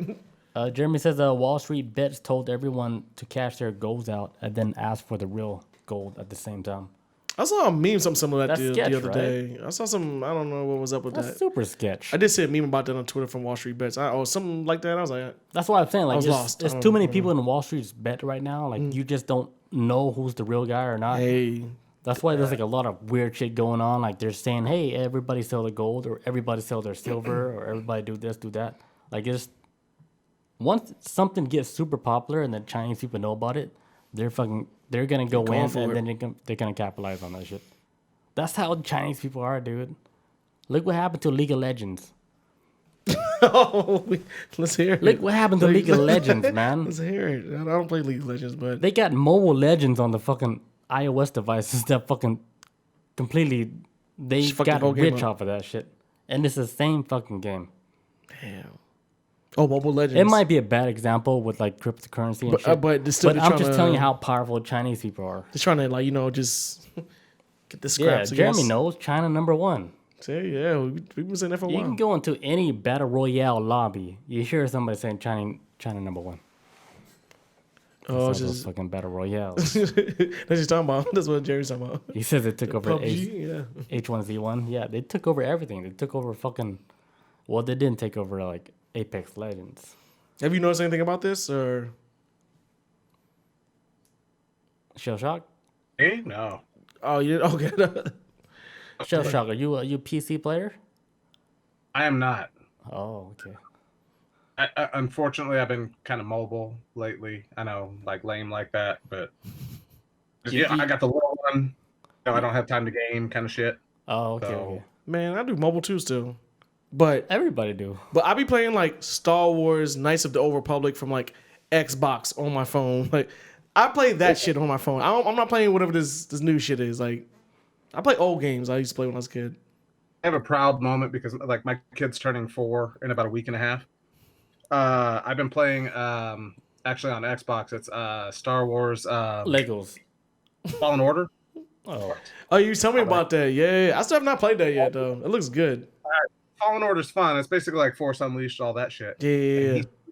So I think that's like my link of like jumping him into the Star Wars series because he's paying attention to the video game, and I'm like, bro, like wait until you watch the movies. yo, hey, Jeremy in the chat, get he you. loves that shit you're talking about, dude. Yeah, Jeremy's like, haha, Chris. Oh, seriously, Fallen Order was so much fun. So much. Cause I've seen some of the cutscenes, so I'm like, damn, this. I was like, wait, is this the same dude that was in Gotham that played the Joker and also in that Showtime TV show? I can't remember, but he's actually a legit actor though. The guy that plays like the redhead dude in Fallen Order or some shit. Let's see. Al Kestis. Shameless. There you go. Like there you Shameless. go. Thank you, Maleficent. Thank you. I can't think of the show. That's a good show. That's but Mel. but he was also in Gotham. He played the Joker in Gotham. This is like some show. I think it's like his name of the show was like Jeremy something like that. But What's Shameless? Was that an HBO series? Showtime. Oh, Showtime. Yeah, Showtime. Yeah. Good show. But yeah, he's like a legit actor. They just like use his facial, shit like basically in the character. Actually, I think they did with like almost every character in the game. I think in Fallen Order they use like their real legit face. Like the chick from Mad TV from back in the day, Deborah Wilson. She plays the character in the game. Yeah, it's like Seer. I've been sleeping on that game. I've been wanting to get it, but I don't know, man. I heard it's like almost like Dark Souls for like if you crank up the difficulty levels, like Dark Souls for Star Wars fans. It can get crazy. At least that's what I heard. I don't know. And the self-hurt. All I've heard is that Dark Souls is just self-hurt, but I want to. I played Dark Souls 2, and I was like, I will never do. I was like, why? I would never do this shit to myself ever again, because I felt so bad that I spent money. Like, why would I spend money on to do this to my psyche? Yeah, that game is horrible. It's like the biggest thing is like I stopped gaming because they wouldn't put out another VeggieTales. Jesus Christ! that was a rap for you. That was like. Wait, what happened? I wanted VeggieTales. Like VeggieTales. Yeah. Veggie. Pay him no mind. Pay this man no mind. I'm so lost right now, dude. I mean, you've never played VeggieTales? VeggieTales. What is that? PBS or something? Never mind then. No. What is VeggieTales? Somebody explain. explain. Back in the day about vegetables that I don't want to say too much and get you like kicked off your channel. Wait, it's like perverted? No. It was like a Christian show or something like that. Oh. The joke's not. Never mind. Yeah, I'm laughing. No, I got the joke. VeggieTales. That shit because. No, you did. Yeah, you know my ass did. Yeah, I'm out of the loop, man. I'm lost. VeggieTales. I'm trying to remember what channel was on though. Yo, it looks like everybody in the chat knows what you guys are talking about. I'm just lost. Yeah. I keep wanting to say Cartoon Network, but it wasn't that though. Katie Long was good. Katie, where have you been? Katie, what's going on? Jeremy says, no, I was laughing at Chris and Dark Souls. Oh, Dark Souls was, oh my God. That shit I have no idea what you guys are talking about. Have you ever played Dark Souls before? Mm. Man. I'm not a gamer, dude. I'm not a gamer like that. But you like a challenge, right? I like games, but I'm just not a gamer. You want a real challenge? Yeah. You want somebody to be like, motherfucker, this game cheated. Is it really hard? Man, that shit is horribly hard, man. I think like this the is hardest, like fucking torture. Like the hardest game like I ever played, like offline, where it's like super hard, was like Castlevania on Super Nintendo. That shit is tough though. That was like the hardest. I got it on my phone. I was playing the other day. That was like the hardest 2D game I ever played. Yeah, Maleficent says Dark Souls is insane. It is like, it's almost unfair, but it's like you're glutton for punishment. Like, you know what? I can't take this L like this, so I'm gonna come back later and try it again. But you're easily down. Is it a PlayStation game? Like, what is it? You can probably get on damn any console right now. Like, this is. Is it really that hard? It's fucking horrible. Jeremy says he watched it on Twitch. He says he played Resident Evil. We played Resident Evil together. Remember? Yeah, we did. That was fun. We played 7, I think. Yeah, I think we beat it in like 4 days or something. Yeah, that was pretty cool. Yeah, but fuck Dark Souls, man. I played Dark Souls 2, and that was it for me. That was a wrap. Like, let me see what the hype is about. I was like, why is the first enemy I just fight just demolish me? I'm so confused. So but like the first boss is like super hard. Memorizing movements and dodging. One hit, you be like, whoa! Like I just got this armor I thought was good. It's not good. It's tough, man. And I heard it's gotten worse as the series went on. So made from like obsidian, like stone or whatever. What is obsidian? Like a rock, right? My sister said that shit in a chat. I was like, what the fuck are you talking about? It's like a black rock, I think, or some shit. Obsidian's like a strong stone, right? Yeah. Oh, it's like a Minecraft stone or something? I know. Well, Obsidian was like, it is black, but I remember it's like razor sharp. So I think that it was like the Mayans and shit like that used to use it as surgery tools back in the day. Holy shit. You're talking about real life? Yeah. Surgery. Oh, okay. Dude should be a teacher. I mean, dude, he's smart, man. See, he's talking about some real shit. But then you look in the chat, right? The chat says, okay, is a Minecraft rock on the floor. No! I mean, but not that he's wrong, but that's... But obsidian's like a real thing. Yes, it's real legit shit, yeah. Okay. I didn't know it was about some... Based in reality, all right? Yeah. It's real. Okay. It's real. Thank you, Katie. Thank you. See, like Maleficent, she says... I had no idea Obsidian was real. I thought it was just Minecraft. I thought it was just Minecraft too. Like, damn. But it's the real material. What are they teaching our children? What are they teaching our children out Minecraft. there? Obviously not enough. The future is like connected. The future's now, old like man. a little cable wire. The future's now, old man. That's crazy. Make that my porn star name. What? Obsidian? That sounds like destructive as shit. Like, Gonna not black obsidian. Just obsidian. I don't know. White obsidian. No, obsidian. just by itself. No, because you're man. brand new. So why gotta be white then? Just be obsidian when you come through. But oh, this dude about to wreck the whole set. Okay, black. I don't know, man. I was thinking about like, if it was a obsidian. porn star name. I don't know. I was like, damn, that shit sounded I destructive don't as remember hell. opening anything that was black. I don't know. We're gonna get canceled like 12 times already. This is our last episode, folks. What the chat says. HDHDHS. Harold is crazy as fuck. What did I say, dude? I don't know. I said normal stuff. But isn't obsidian already black? Or Yes, is that just in Minecraft? Yeah, it's already black. It's already black. It's like a shiny black. It's like Chris right now because he's sweating. It's shiny black. Man, you need to crack a window in here first of all. It's like, man, my hair be. I'm trying to grow my hair out a little bit. You know, it's cold here in Georgia. And I have the AC on too. For real? I didn't tell nobody, but I turned the AC on. I would not have believed you if you told me that. Yeah, I turned the AC on. I set it on 65. I'm looking like Django in this shit. Like, See, it's like 67. Yeah. Like before you came, I set the AC 65. I was like, fuck, we got to get this shit cold. now today was brutally hot, man. Like, Yeah, it was hot. That's why I set the AC so low. Damn. They're trying to kill us out here. It was actually nice today. It was like all nice and overcast and breezy. Not too Out in humid. Texas, right? Like, what part of Texas do you live in? I'm like 45 minutes north of Dallas. Okay, so you close to the how border? far is that from Austin, Texas? Like hours. Austin's south. South of Dallas, yeah. Oh, okay. So It's like, further in, it's yeah. about an hour away from Joe Rogan. So you a bazillion miles away from San Antonio. Texas is Yeah, so thank fucking big, God. dude. That's like 12 states in one. I love San Antonio, man. That place is dope. Really? Like, Them because it's fine out there, man. That's the only thing I'm worried about. I ain't worried about no infrastructure. they're looking good up there too, but there's just a lot of, and a lot of bad blood, you know. Oh yeah, you know. Memories. What's the bad blood? That's a out whole nother. That's a whole nother podcast. Right? That's a whole nother episode right there? there. You guys is like, No, you we guys- use like. I'm sure you've been out to San Antonio. Obviously, you've been out to San Antonio as I have. So you know you. That's I'll run it past for the. It involves strip clubs and stuff like that, so we'll do that for next time. Yeah, that's be for the next one. I won't get killed. Showtime. That was when I was in my wee little youth.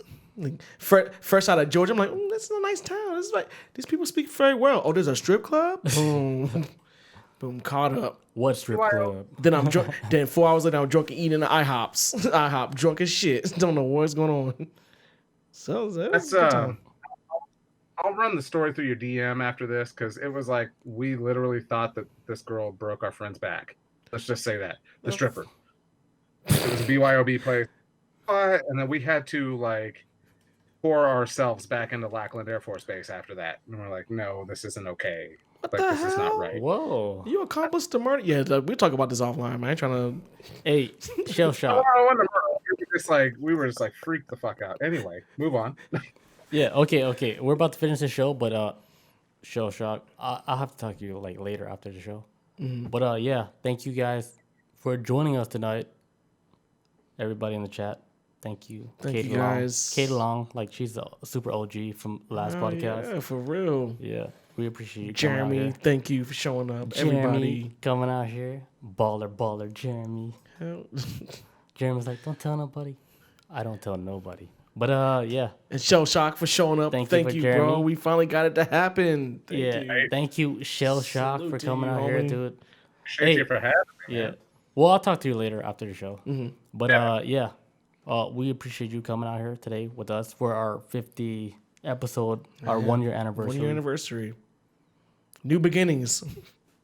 Going forward. Hey, good shit, dude. Like we killed the shit this year. Like we only took 2 weeks off. Yeah. For the whole year. This is episode 50. In a whole year, we only took 2 weeks off. If you think about it, okay, so we did 50 episodes with this podcast. As a whole, we've probably done 200 podcast episodes in general, like across the board. Yeah. We've done this shit a lot of times. We're like veterans, but you wouldn't be able to tell. the new kids don't know that. No. But we've been out here for a long time. For a long, long time. Yeah. Well, hey, we appreciate everybody. Thank you. Love you guys. If you guys made it this far, please rate and subscribe on iTunes. Peace out. Adios, guys. Yes, sir. See you guys.